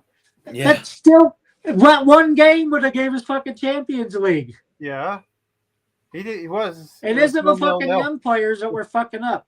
They're going out there doing what if Leicester didn't bottle against Tottenham, we'd be in the Champions League, but here we are. 2 late stoppage time goals from, what was that name? Bergwijn? I don't even know. I think, Leicester. For them. Somebody you talk about this Project Youth, and it's almost like you remember that we did this before, though, right? This isn't something that's new. We've done this under Wenger. We did it, Project Youth. I just think to myself, well, what's the difference now? Is it that we've got better youth now, and it's going to be different? So, is that what it is? Because we've done this before, right? Moving to slightly different. Sometimes it worked. It was working good with Nasri and some of those people. Stan, and then Nasri left. Okay, but a lot of them left. 5 of them left for fucking. Why did they leave? Because we weren't winning anything. The age dynamic is a I believe it's a real thing. You look at all the big teams, all the teams that we keep talking about striving for. You look at their age dynamic and how the team's set up. They don't have 4 23 and under players that they depend on day in, day out. They don't. Definitely. And that's Liverpool fielded a young side Tuesday and fucking won. Stan, when it comes to squad and managing a squad, Arteta's now had 2 full seasons where he's seen both sides of it, right? Europa League last season, Europa League last season, and this season, just the Premier League to manage a thinner squad. We don't like him learning on the job, but he's clearly been learning on the job for these last 2 seasons. Do you have any confidence he'll learn from both of those situations in those seasons going into the Europa League next year, probably? Well, the days of calling him a rookie manager, I think, are now gone. You know, he's Mhm. he's paid his dues now. What's his third season? Is it? It'll be his third Second and full a half. season. This is yeah. So 2.5. Yeah. he's not a rookie anymore. So the chips are down now. He has got to start showing. He's got to start showing his worth next Yeah. season. It's obvious that we're going to have a big summer. He's not going to be denied the tools that he needs. It's all down to him. The owners have done their bit, as far as I can see. It's down to him now. Especially when they're talking about 200 million or whatever they're talking about spending. Yeah, it's Champions League or bust next season. If we don't get top 4, he's in trouble. Especially with that new format. All right. So, what was the biggest? I'm jumping around a little. Gary, you want to take that as well? The last season and the season before, what he's going to do next season? Yeah, I mean, we need to compete definitely for top 4, but I also think we need to be able to show that we can compete in the tournaments that we're going to cup games that we're going to be playing in. So we need to see drastic improvement from this season. I think top 4 should be a guarantee, but I also wonder if say we, what happens, what if we finish with a trophy and still top 6, just not a European trophy, an FA Cup, all right? I mean, an FA Cup. Would that show progress, or do we, like I know top 4, but how close do you think we are to, getting top 4 and and competing in all the other cups and stuff that we're going to have to do this season? And we got to also think about all the other teams are going to strengthen to some degree, maybe not go through any injury issues and stuff like that. That's that's why it's like this season was one of the might have been the easiest ones, easiest time to get top 4. Next season it will be tougher if things stay the way they are. Teams continue to improve from where they are today. All right. Every season is the same. Every season. Yeah, I was gonna say I don't think it's gonna be tougher than it was. Not next year is going to be any more difficult. How's it not tougher when you got more games? How can we not? We just said we got more points now. And the points we got last season would have got would have gotten us. So I thought you were talking about the points and how they matched up last year. Right? Teams are going to try to do the right thing. If we had the same points last year, we'd still finish 5th this year. United came 2nd last year. Where are they now? Teams are going to shuffle down, and teams are going to shuffle up. Yeah, but that keeps shuffling down. So that's why it's like I asked this question. I think it was after we finished 8th the first time. I said, "What if we finish 8th, but we're a better squad? Is that a negative?" And a lot of people say, "Yeah, we need to move up the table." We're not. How many players are we away from actually really competing? For what? Top 4? Top 4. Along with all the other cups and stuff that we need to be able to play. If we're but this is if we're healthy, if we're a healthy team, I think we're competing for top 4. I think we are top 4. If we're healthy, that's healthy. the but he's saying other competitions that's starting 11. 2 domestic cups We can't be just healthy with our starting 11. How many what do you mean? El Neni and Eddie almost got a Champions League. I don't understand what you're trying to say. But I think we need to have more depth. That's what I'm getting at. I mean, I agree, but Arteta said that we're signing quality over quantity. So take that for what it's worth. He brought nobody in January. So what does that mean? Last year he said we're too big of a club. This year said we're too thin, even though he's the one that's selling off the players. He said we needed to. You want to keep Mustafi in here? You wanted to keep Ozil here? I did it. And that's the thing is everyone talks about, oh, we're so thin. I think, and I know I'm in the minority in this. I think culture is a big fucking thing, especially for a team that's rebuilding. How many players do we have that could come off the bench to help us? 2 or 3. We're basically a 14. I would say more than that. I would say healthy. I would say way more than that. But even now, I would say more than that. Granted, it's like very set in stone who we're bringing on. But I don't care. I'll take culture. In January, I was okay. Listen, I knew he was taking a gamble. I think everyone knew he was taking a gamble. Did it pay off? Obviously not. But I saw what he was doing. I wasn't like, this is stupid. I think building a culture and like we're talking about, bringing in a Nuno Tavares, bringing in a Sammy Lokonga, bringing in players that are going to last us for years to come. Keeping, we have Saka, we have ESR, Martinelli. Do We you have a think plan. Chambers and A&M are problem players? I think AMN was, and I just think the Chambers thing is always gonna kind of weird me out. I don't really know what his deal was. What happened? The only thing I can think of is Chambers wants to play center back. He's at Villa right now. He's playing center back for them. He's not playing right back. So And he's I don't better know. than Holding for me, and he can play on the outside if he needs to. I mean, You let Murray I don't think Maybe I don't agree with Holding. that. I don't think Chambers is a good center back. He's an okay center back. He's a Right good center back there. for Villa. Does he make the I big don't think it's a errors big that drop Holding off, right? does? It's No, not a he loss doesn't. between Holding and Chambers. You're not Chambers there's doesn't no- play center back for us. Why are we comparing his errors to He's Holding? played there before. Not a lot. Not in this situation. Spent That's most of his time at That's Fulham what was playing weird. midfield. Arteta came in and said he's seen him as center back. He played him there Okay, for a while, so then he fucking wanna- shifted him up to right back and left back. He's making I room want for to talk Saliba. about some of the good things that happened this season, some of the bad Yeah. things that happened. Let's go through this. Tony, the Aubameyang. Let's go with the Aubameyang decision. Tony, was that the right decision for you this season? May I repeat it? My stupid got interrupted. You didn't hear the question. Eh, No, it stopped. bitches The audio were stopped. texting him. He's Tony been bitches trained were in the texting. press and dealing with the press. Like, can you repeat that? I didn't hear the question. Was Oh, It Aubameyang? it's cut time. out of my iPad. Sorry, because it Tony, was did the Aubameyang call? Was that the right call for you for the club to make? Arteta. It should have happened a lot earlier. We persisted with the system for 17 months. It didn't work. We seen last year, it didn't work. We seen Lacazette and Smith Rowe worked. We seen many times Uba worked way better on the left. The points per game were way up when he's on the left. We scored a lot more goals with him on the left. Mhm. And I think it's a big reason we finished 8th. I think if we changed the system, didn't persist with it, we would have finished much higher up the Right. table. let So, me- of course, it was a good decision.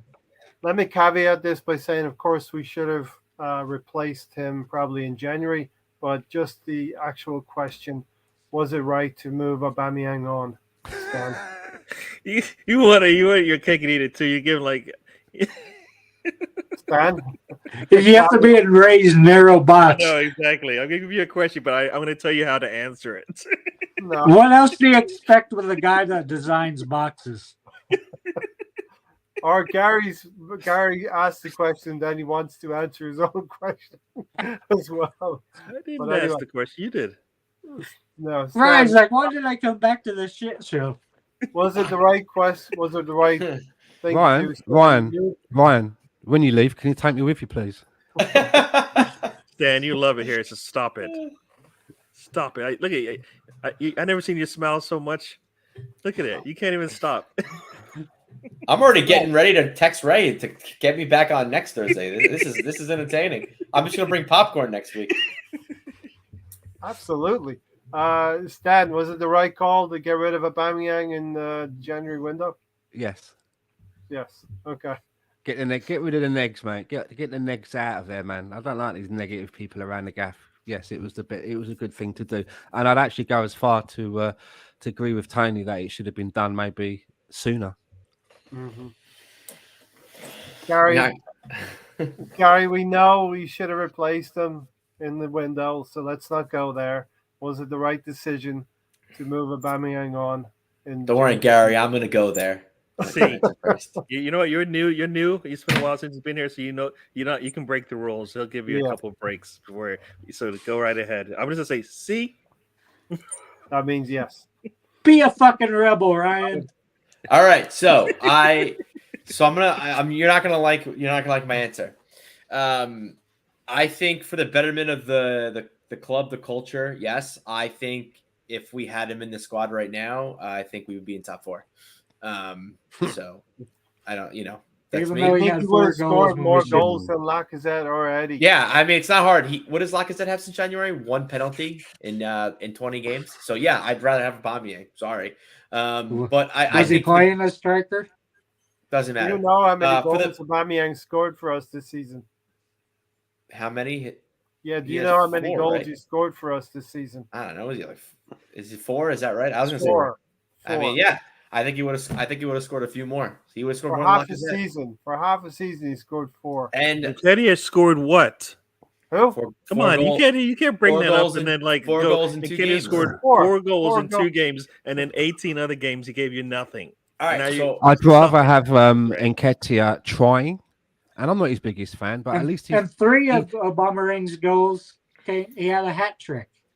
Hold on. So he only scored in 2 games. At least he's doing the basics, which Lacazette wasn't even doing as well. You know, at least he was trying, and I'd rather have that as a stopgap than literally say, "Well, we're playing with 10 men from the kickoff because somebody's just strolling around doing an ozil," and that's a he little wasn't bit like strolling around. He's doing what the fucking manager told him to. He just wasn't interested, man. I- I mean, I- look I what's do not happening at agree with that. Barcelona. He's got at Barcelona, the club of his dreams, and he started off No, well, let's and then talk again, about there's been a not huge him. drop off. all right, now I want to answer this question. I want to say something to Ray because I'm breaking the rules here.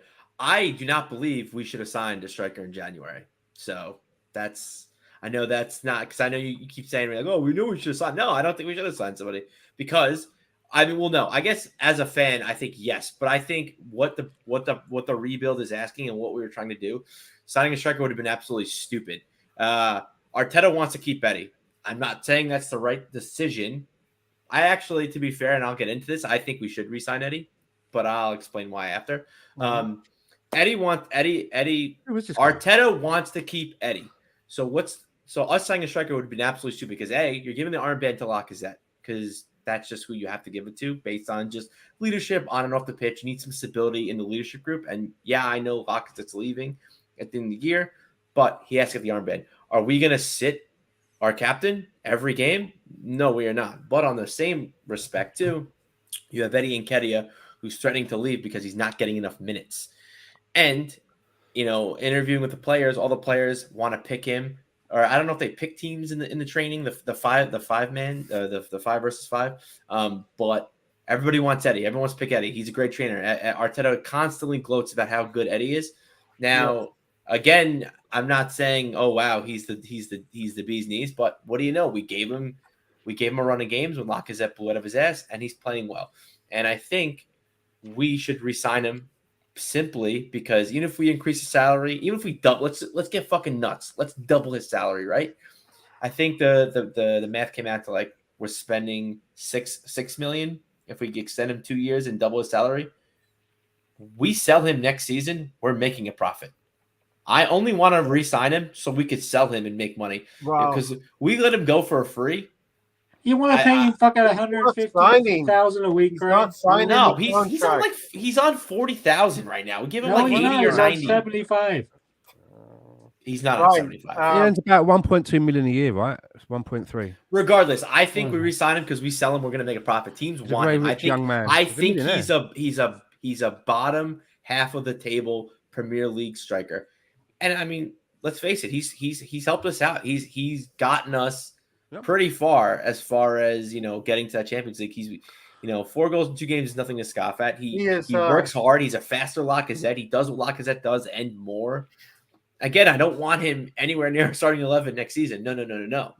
I want to sign him just so we could sell him and make money because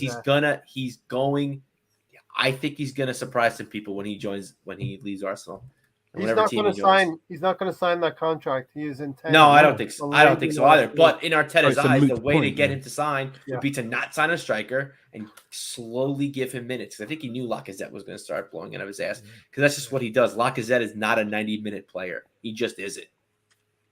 I just wanted to correct Tony. He scored a hat trick in the EFL, not in the Premier League. He scored 4 goals in individual games, and the games that he was in where he didn't score and we lost was the Liverpool, United, Everton, that stretch of games there. But yeah, I mean, he definitely doesn't give you the energy that Nketiah gives you. But I think he was been asked to do something totally different when he was on the pitch. I think he always got pushed out to the left, right? A lot of times. So I kind of felt like if you put him up top most of the time and let him play like Nketiah does, I think we might have saw something different, but we never played him. We always would put him on the left sometimes, right? That's where we played him the last 17 months. I'm just telling you where you probably could have got a little bit something different out of him, right? That's where he played the last 17 months was down the middle. I got it. But I just felt like he wasn't giving it to you on the left side, right? But we're gonna if we're gonna compare him to Nketiah, then he needs to play in the same spot in the field, and he wasn't. The team did better with him on the left. Get it? More goals per game. Then Nketiah and him. So you're gonna have to compare him with Martinelli, then, right? Martinelli's giving you one goal in the last 19, so you're not any better there if you're talking about goals. I think Martinelli also gives you energy and puts pressure on back line. He just doesn't have the finishing. Like I've said multiple times, I think he's still next season we'll get better out of him. This is why the youth don't need to play as much, because this is what they have to go through. These stretches of games. I have a suspicion that Martinelli suffered more than most because he's connectors beside him or a striker position and a midfielder that we really need to upgrade in. And I think he's just not being connected with well because of the strikers we've had and Granit Xhaka behind him.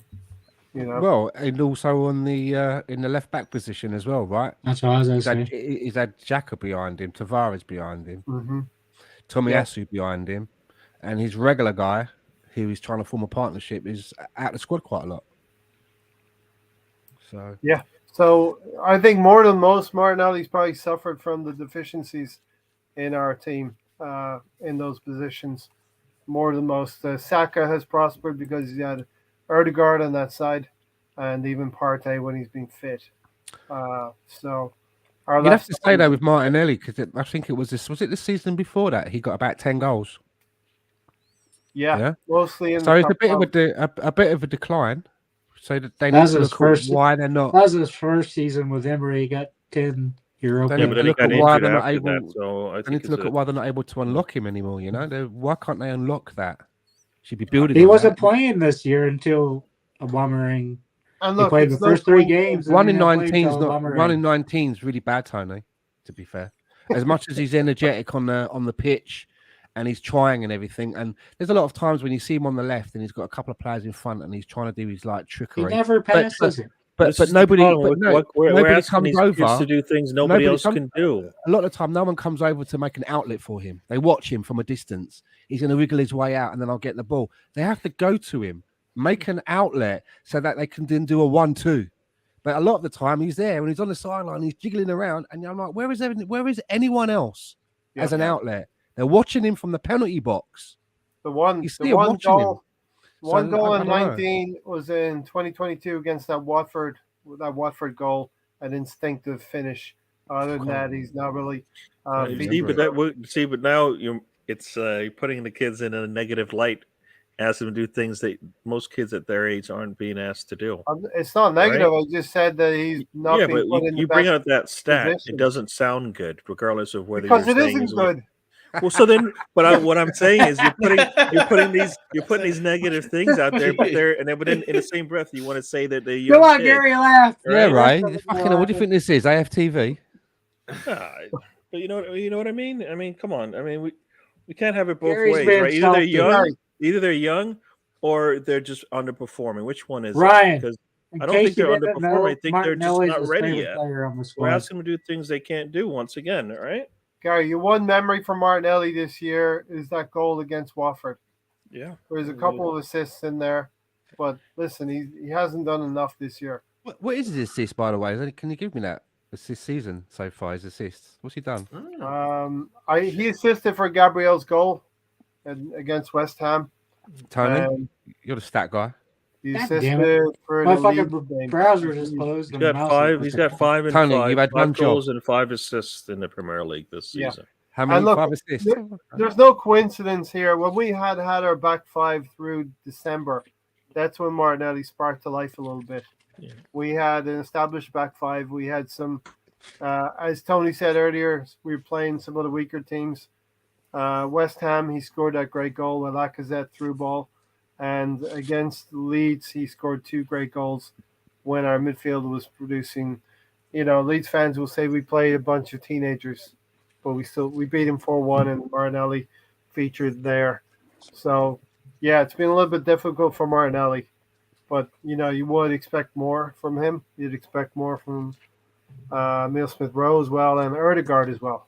Erdegaard was What do not you? How many players do you think out there have 10 goals and contributions in the league Madison. that are under 23? Now you're boxing me in. No, because Box him in, box him that is in. exactly what I keep saying it, and you guys keep harping on these numbers. These are really good numbers for kids their age.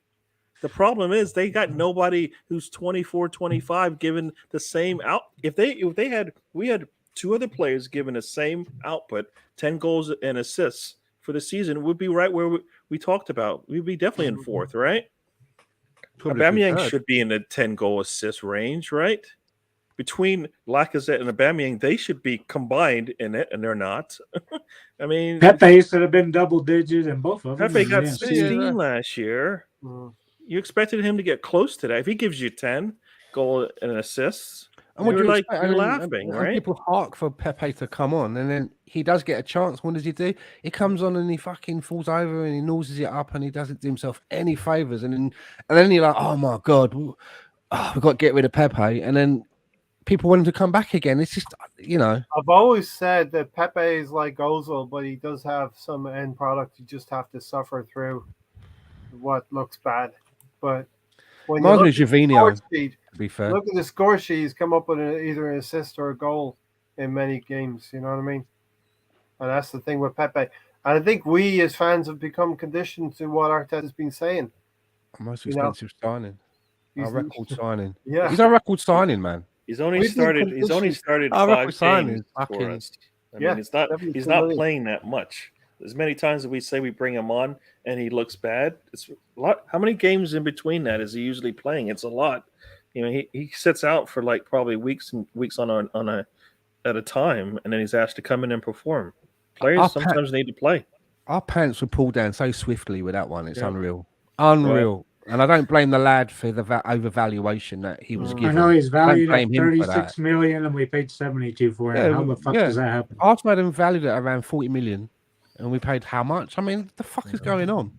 Yeah, no, I mean, I'm looking at it here. He's got 600 minutes, almost 700 minutes played this season. There's only five other players that have it anywhere, or that are right behind him. Leno, now who is not here. Mari, who's not here. Chambers, who's not here. Kolasinac, he's like all the players that have played that have less minutes than him are on loan or sitting on the bench and don't play. Yeah.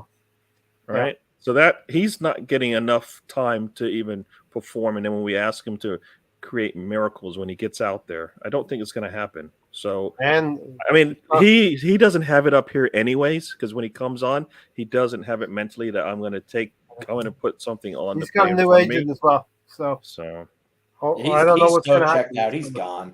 He's gone. Yeah. He's had 3 babies since he's been with us.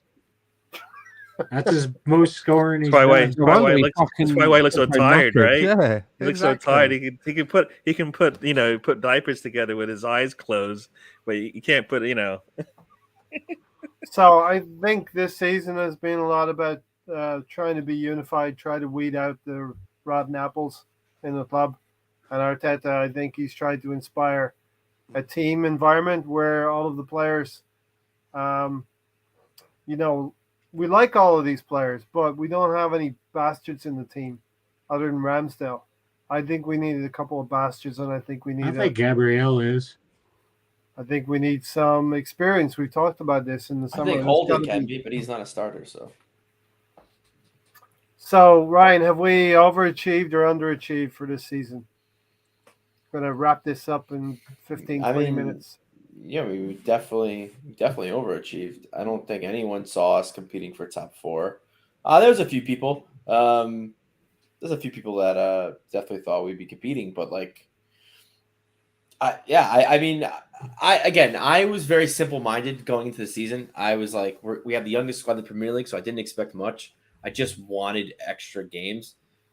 European Conference, we're probably gonna play battle against Patino, Aziz, and probably still beat teams. But yeah, Europa League. But no, I'm saying Conference. for extra games, not Europa Conference. But yeah, I'm excited for Europa League because I think it's just another means, another way that some of these players that I'm not saying Pepe is going to be here next season, but someone like a Pepe is going to get more minutes, going to be better. You think Arteta's going to use him? Because I'm not. I'm just using Pepe as an example. I don't think Pepe's going to be here. I'll use someone else. I'm not saying Pepe. I'm just saying. Let's say Holding players in general. Holding's going to play in Europa League, right? He's got it. They got to rotate center backs. Holding is going to make Gabriel better. Holding is going to make Ben White better because Holding is going to get more games and he's going to play better because he's got more games. So he's going to push these players because he could take their spot come Premier League time. Is he? I don't think so, but. These fringe players, the Elnenis, the Holdings, and then now Tavares, Lakanga, they're going to get minutes. They're going to get Europa League minutes, and their game is going to start to slowly develop. They're going to get better, and then they are going to then push the Parteys, the Kieran Tierney's, and it's going to be a sight to see. And hopefully, all goes well. We'll at least win a trophy and get top 4 next season. But yeah, to me, it's an overachieving season, with all the, and I keep saying this, and I'm going to end it like this. What if I told you that we're competing for top 4 with Elneny, Cedric, Xhaka, Holding, Eddie, Nketiah? Like, you'd be like, what? You wouldn't believe me. You'd laugh at me. So, yeah. Yeah. It's going to be interesting next season, Gary, because this season has been about using the full resources of the young players and the limited resources of our experienced players. Next season, it's got to be, we got to add depth, but we got to probably play with some weaker sides in some ways in the league next year because we're going to be spread over cup competitions and we're going to be expected maybe to get similar results and be around the top 4 this time next year.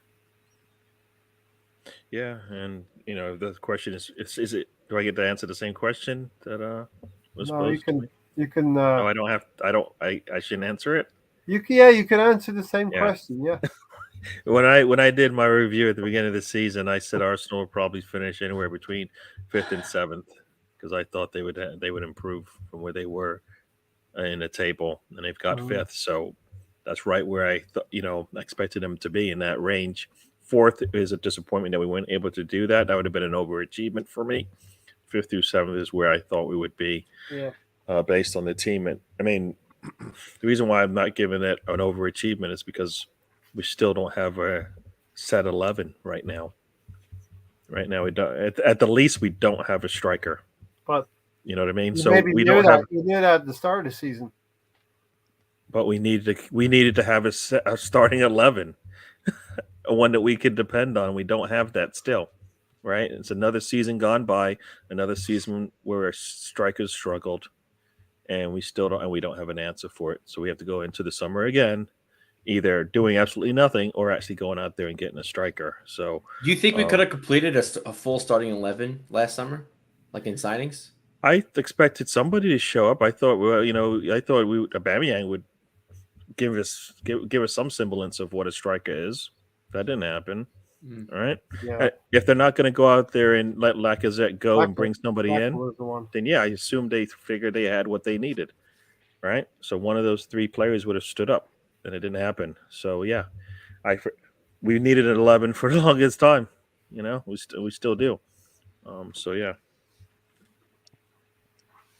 Yeah. So next season, Stan, what do you see for next season now? This season has been about fine margins, about the young players coming forward. We're talking about the lack of goals. We have to address that with strikers in the summer. And next season, we got to fight on 4 fronts. We're going to know where we stand at the end of the transfer window because some serious surgery needs to be done, but it needs to be really smart. And we've all kind of mentioned that there's an imbalance in the team with experience, but we can't go to the extreme again and start bringing in players that are like 33 and available and available because they're free and their club no longer wants them, or bringing in players that might not have it anymore, like an Eden Hazard. we have to be smart, and we have to bring in again. And it's not because I like this player, but I'm just using it as an example because I think he kind of is what we're looking for. Is someone like a Ruben Neves. We need a couple of players, 3 or at least, that are cut from that kind of a cloth, with that kind of an experience. And I think if we get the investment that I think that we're going to get and it's spent the right way, we will continue to improve. We got to the minimum of what I wanted. We were in touching distance of the big prize, and who knows what's going to happen at the weekend. It's an outside bet, but we done it with enduring a lot of pain that had to be done. But to get rid of the things that we didn't no longer need anymore, we had to say goodbye to those things, and it was painful. And we've managed to scrape through to Europe with what we've got. We can only get better if the money is spent right. And maybe I will get my dream. I want us to win the Europa League, to be a completionist. I want this team of youngsters to go through a competition like that and win it, and then have real hunger for Champions League. And then we will be even stronger at the end of that, because it will be another summer then, and we continue to invest. It's small steps. Yeah. Rome wasn't built in a day. I think we're heading there. If you look at this season's competition, Eintracht Frankfurt and Rangers, why can't we be there? This season maybe Rangers got there, man. Rangers aren't even in the Farmers League; they're in the Shepherds League. See, here's the thing. So we can't talk about Europa League with Rangers and Frankfurt being in there, because those aren't the type of teams you would expect to be in the finals of a Europa League. Then look at our placing and then say, you know what? Oh, because United and Tottenham and West Ham all struggled. That's You've seen what we've done in Europa Which one League is it? final and a semifinal. They're both similar situations. The teams that were able to perform better and get the better results made it through. So, we can't say, okay, Frankfurt and Rangers are there, so, why can't we be there? Well, we are in a similar situation. Why are we in top 6? Everybody says it's because everybody else struggled.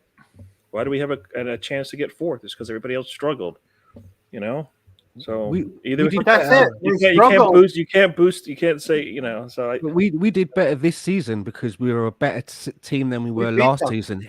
Hence, we finished higher. And I believe that if the money is spent correctly, we'll be better again. Do you know what I mean? Yeah, but with the same points of last year, we'd still be in 5th.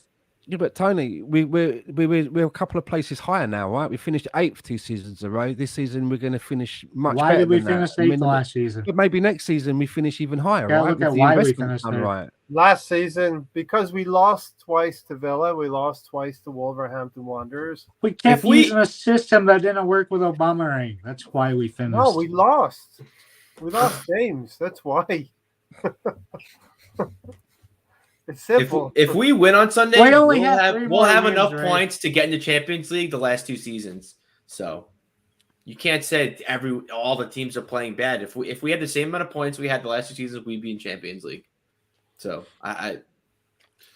So the table is the truth, right? Yeah, no, but it's a bad excuse saying like, oh, all the teams are playing bad. It's I don't. It's such a table shitty. doesn't lie. They are playing bad. We're above. It's every United, season. Every season, Chelsea drops points. Every season, Tottenham drops points. That's just how it is. If we win on Sunday, we'd have enough points to get into Champions League the last 2 seasons. So then by that estimate, the teams are playing better this season. The table doesn't the table doesn't lie. Or they've improved better than we have. Thank you. Man United didn't implode. Chelsea haven't been fucked up since the war broke off and they got sanctioned. Things haven't changed. No, don't go there live. Don't blame the war on Chelsea's misfortunes. It's changed it. You can't deny it. The players are playing badly because of the war. Nothing to do with any of that. They're not distracted because they're not leaving to go.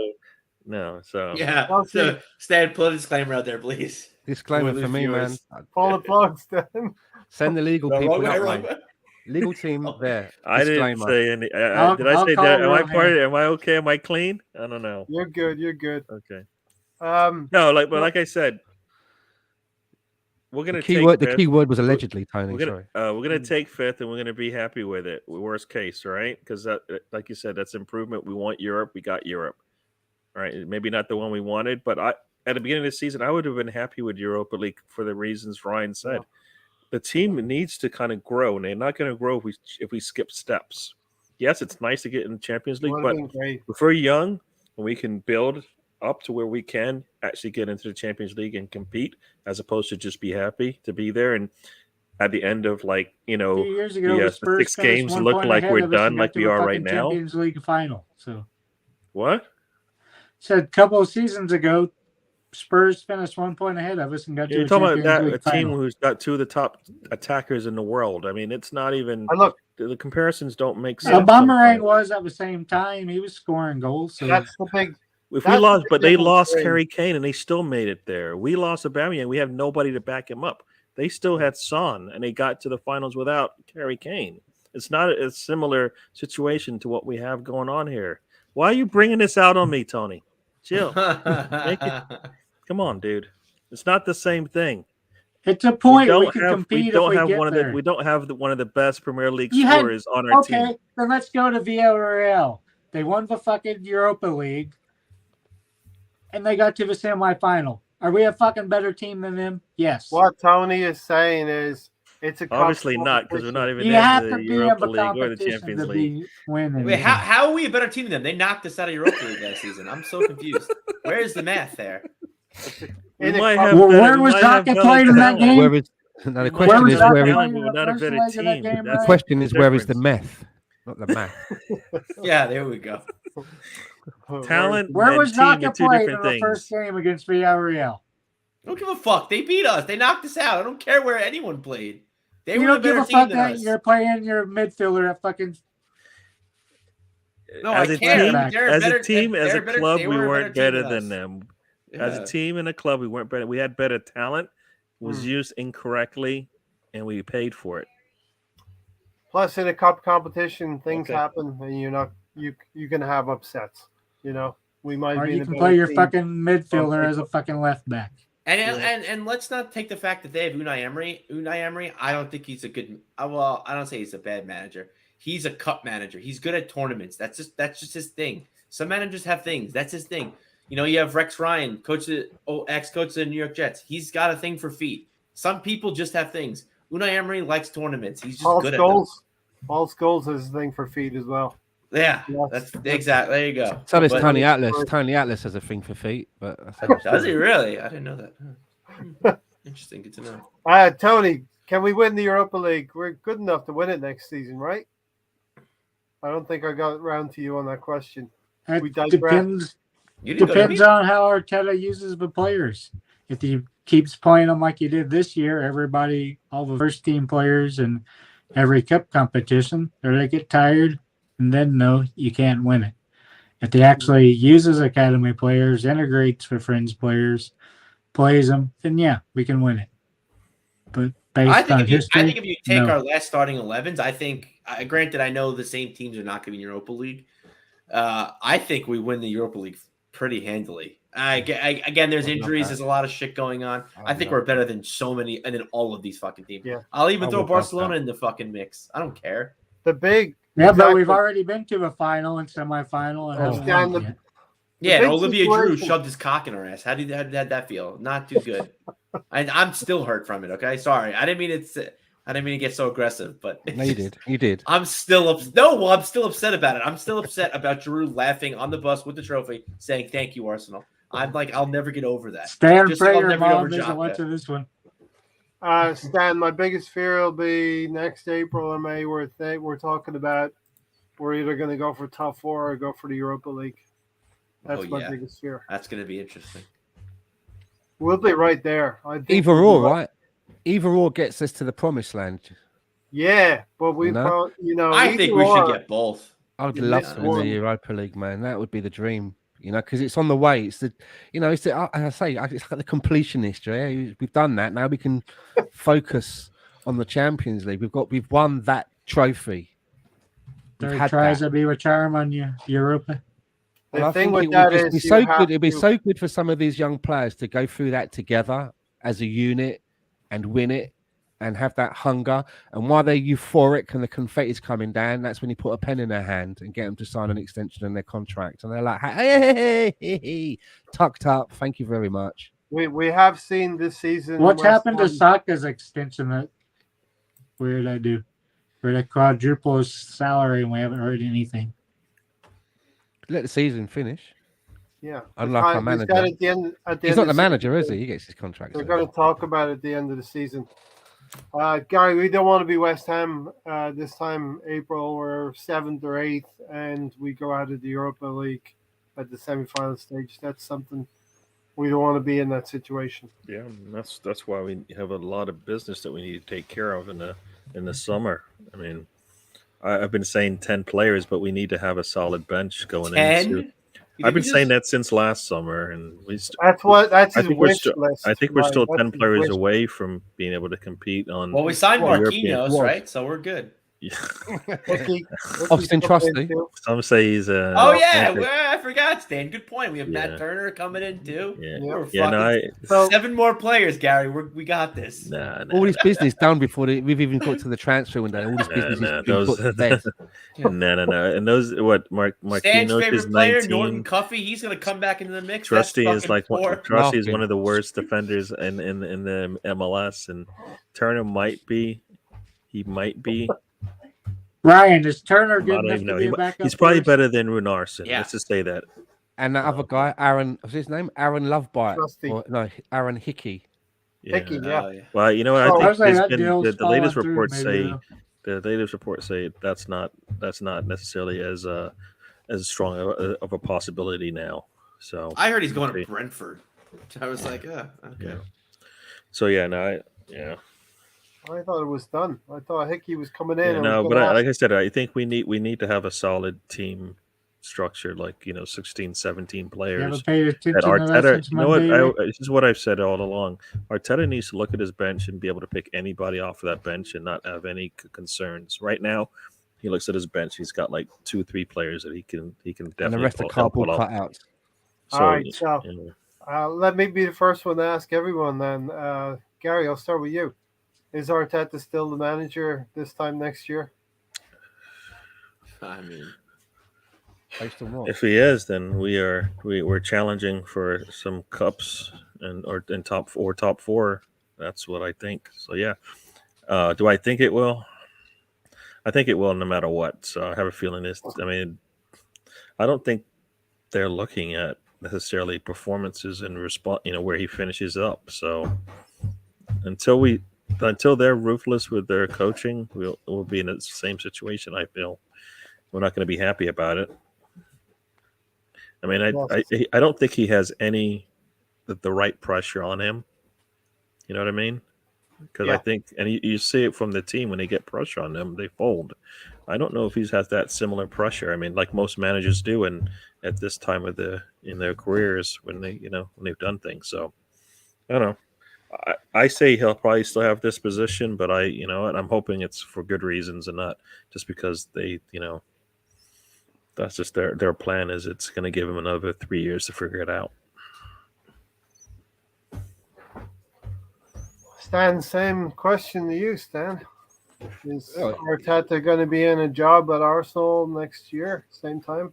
Same place? So he's only going to be in a job at the end of next season if the owners have deemed that all of this investment that he's going to get, he's already had a couple of 100 million, right?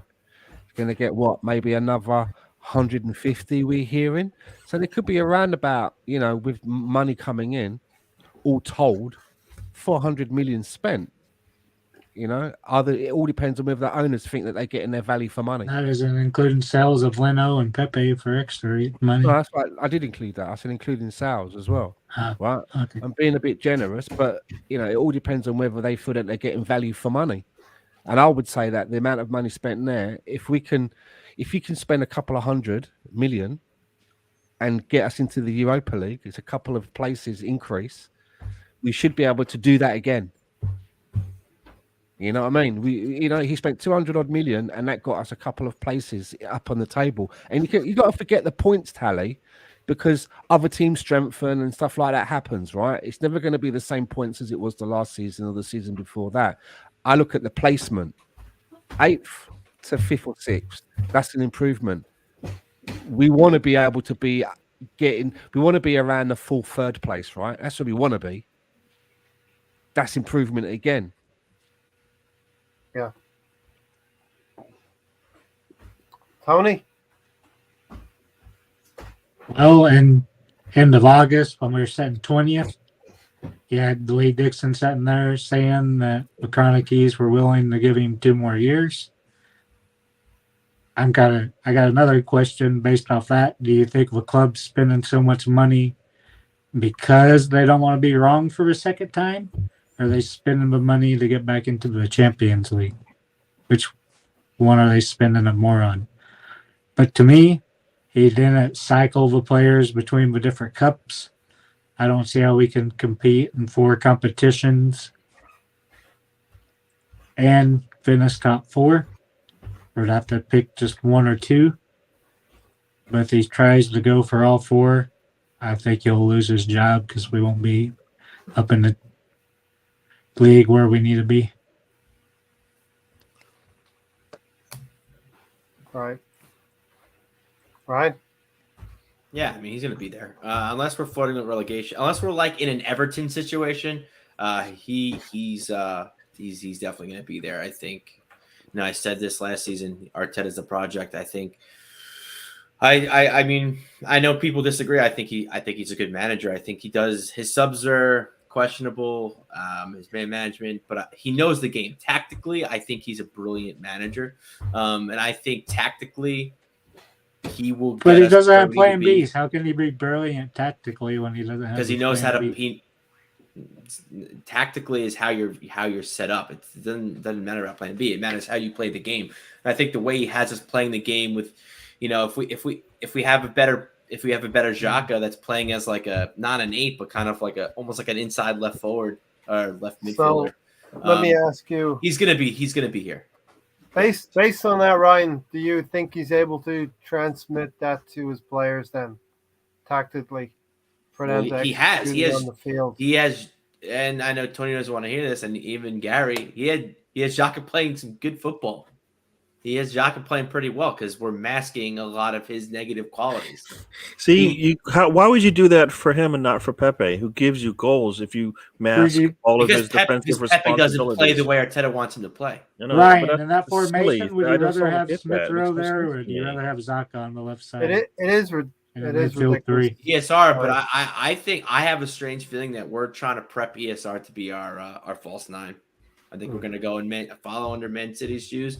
And I think the reason why we didn't do that is because ESR was hurt in the beginning of the season, then he got COVID, and you could see it. ESR has been terrible. So with Martinelli getting the number 11, do you think we're to groom him for a striker? No, he's going to be a left forward. Martinelli's never going to be a striker for us. I don't understand why people keep banging that drum. We've tried to strike him multiple times. He was terrible. You get smashed. He's not a good striker. He doesn't know how to finish. What are we doing here? Or pass. I think we'll finish at least one place lower, but he will not lose his job, unfortunately. Okay. Thanks everyone for dropping by tonight. Does anyone else have any final comments? Yeah, I thought Granit Xhaka's interview was shite because we haven't spoken about that. I just wanted to add, basically what I got from it was, and I listened to the whole thing, and it does come with the caveat that I don't like him anyway, so I'm honest and upfront about that. It's just not my cup of tea. But I tried to listen to it with fair ears, and although I agree with some of the things that he's saying, there was some of it, and I don't care if you say, well, he has asked leading questions. There was some of that interview where I got the impression, and maybe it's my biased ears, that he was trying to separate himself from some of our failings. Just some of his terminology at times. He said we a lot, but there was other times when I felt, sounds like you're digging somebody out or certain people out, and you're trying to exonerate yourself a little bit. I have a feeling. It sounded like you I didn't like that. He's a I didn't like that. So my theory is he went after Odegaard a little bit because I think he hasn't given up hopes of being captain again. Granit Xhaka. No, he's not here next season. Stop it. I think he will be. Can you say All that right. with confidence? Stop. I don't want to hear. I don't want to. You guys. How are we to get all the consistent. depth we need without keeping some of these shit You players? see, for me, in a perfect El world, Neni already agreed to a contract extension. We're keeping El Neni. in a Yeah, perfect right. world, Xhaka would have El Neni's role because Xhaka's a better player than El Neni, but we'd have other players ahead of Xhaka which were better, which would mean that Xhaka would be that third. Do you know what I'm getting at? And I could live with that. That for me is improvement. If I see El Neni go, Xhaka take that spot, and other people come in that go above Xhaka. To me, that's improvement. But Xhaka, I'd still rather have El Neni. Xhaka doesn't want that kind of a Because role El Neni like El doesn't Neni have a would. He wouldn't mistake accept that role like El Neni. I don't want Xhaka playing what El Neni's been. Xhaka would be terrible. Xhaka would be getting sent off every other game if he's playing what El Neni's playing. So Ryan, you quoted Eddie Nketiah's podcast and the things that he I was trying to be kind, to be fair, right? Granit Xhaka had his own video out, and he said he didn't want to leave Arsenal till he'd achieved something. So I know in that 2 minutes it seemed like he wanted out He of did it. say that, didn't he?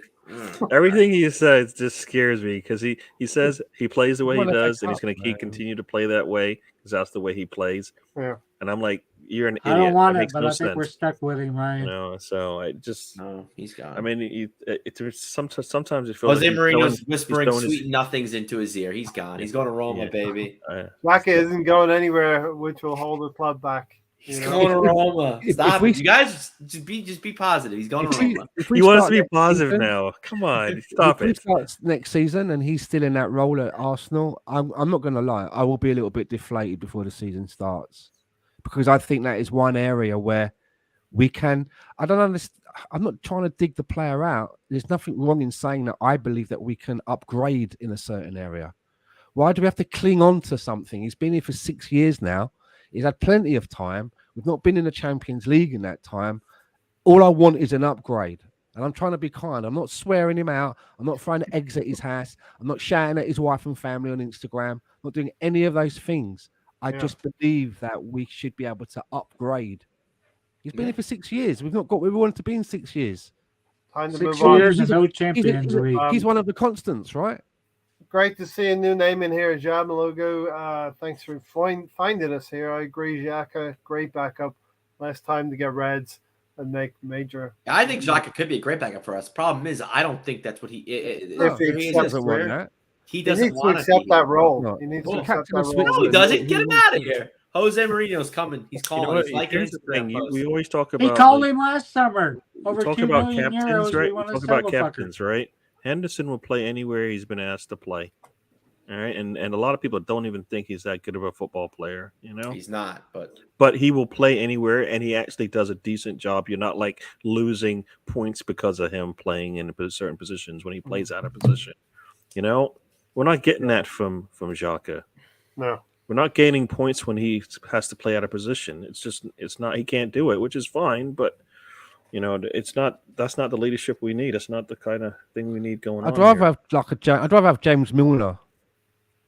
You know what I'm saying? I'm a That's, you know what I'm saying? I really like James Milner. Yeah. That's who Xhaka should be. That kind of but he's not even. He's not that. He's not even that. He's not even that. Yeah. Xhaka doesn't have the mentality to be a backup. So listen, we'll get out of here. There is a link there if anyone who's watching wants to come backstage and talk to us when we're off, when the camera's turned off here, the lights are turned down. To those that are new in the chat box, we do like poster signings and shit like that. If you come backstage, so Ooh, fancy. Poster signings. glossy 5x4s. I'll rub my poop on it. That's fine. I'll Yeah. rub my shit all over the poster. We have a lot of stuff going on backstage. Not much point in talking about the weekend. It'll come, and we'll probably still be in 5th place when all is said and done. But there's just that tiny little bit of hope that What if us and Spurs both lose? We can never call them bottlers again. Yeah. Thanks for joining, Ryan, Gary, Always a Thank pleasure. you. and Good seeing you, Ryan. Tony. Yeah, people And grab my that name's link. Tony, Ray. Grab that link. Come and say hello. What's that, Tony? I said my name's Tony. It's not Dan. Unless you want to call me Anthony, which I hate being called Anthony. Usually only police and doctors say that to me. I thought I said Tony, but of course I apologize if I didn't. You say said Ann 3 times before you got to Tony. Oh, okay. Say good night, Good Tony. night, Tony. Yeah. Good night, Tony. All Good right, job. everyone. One more game to go in this roller coaster season.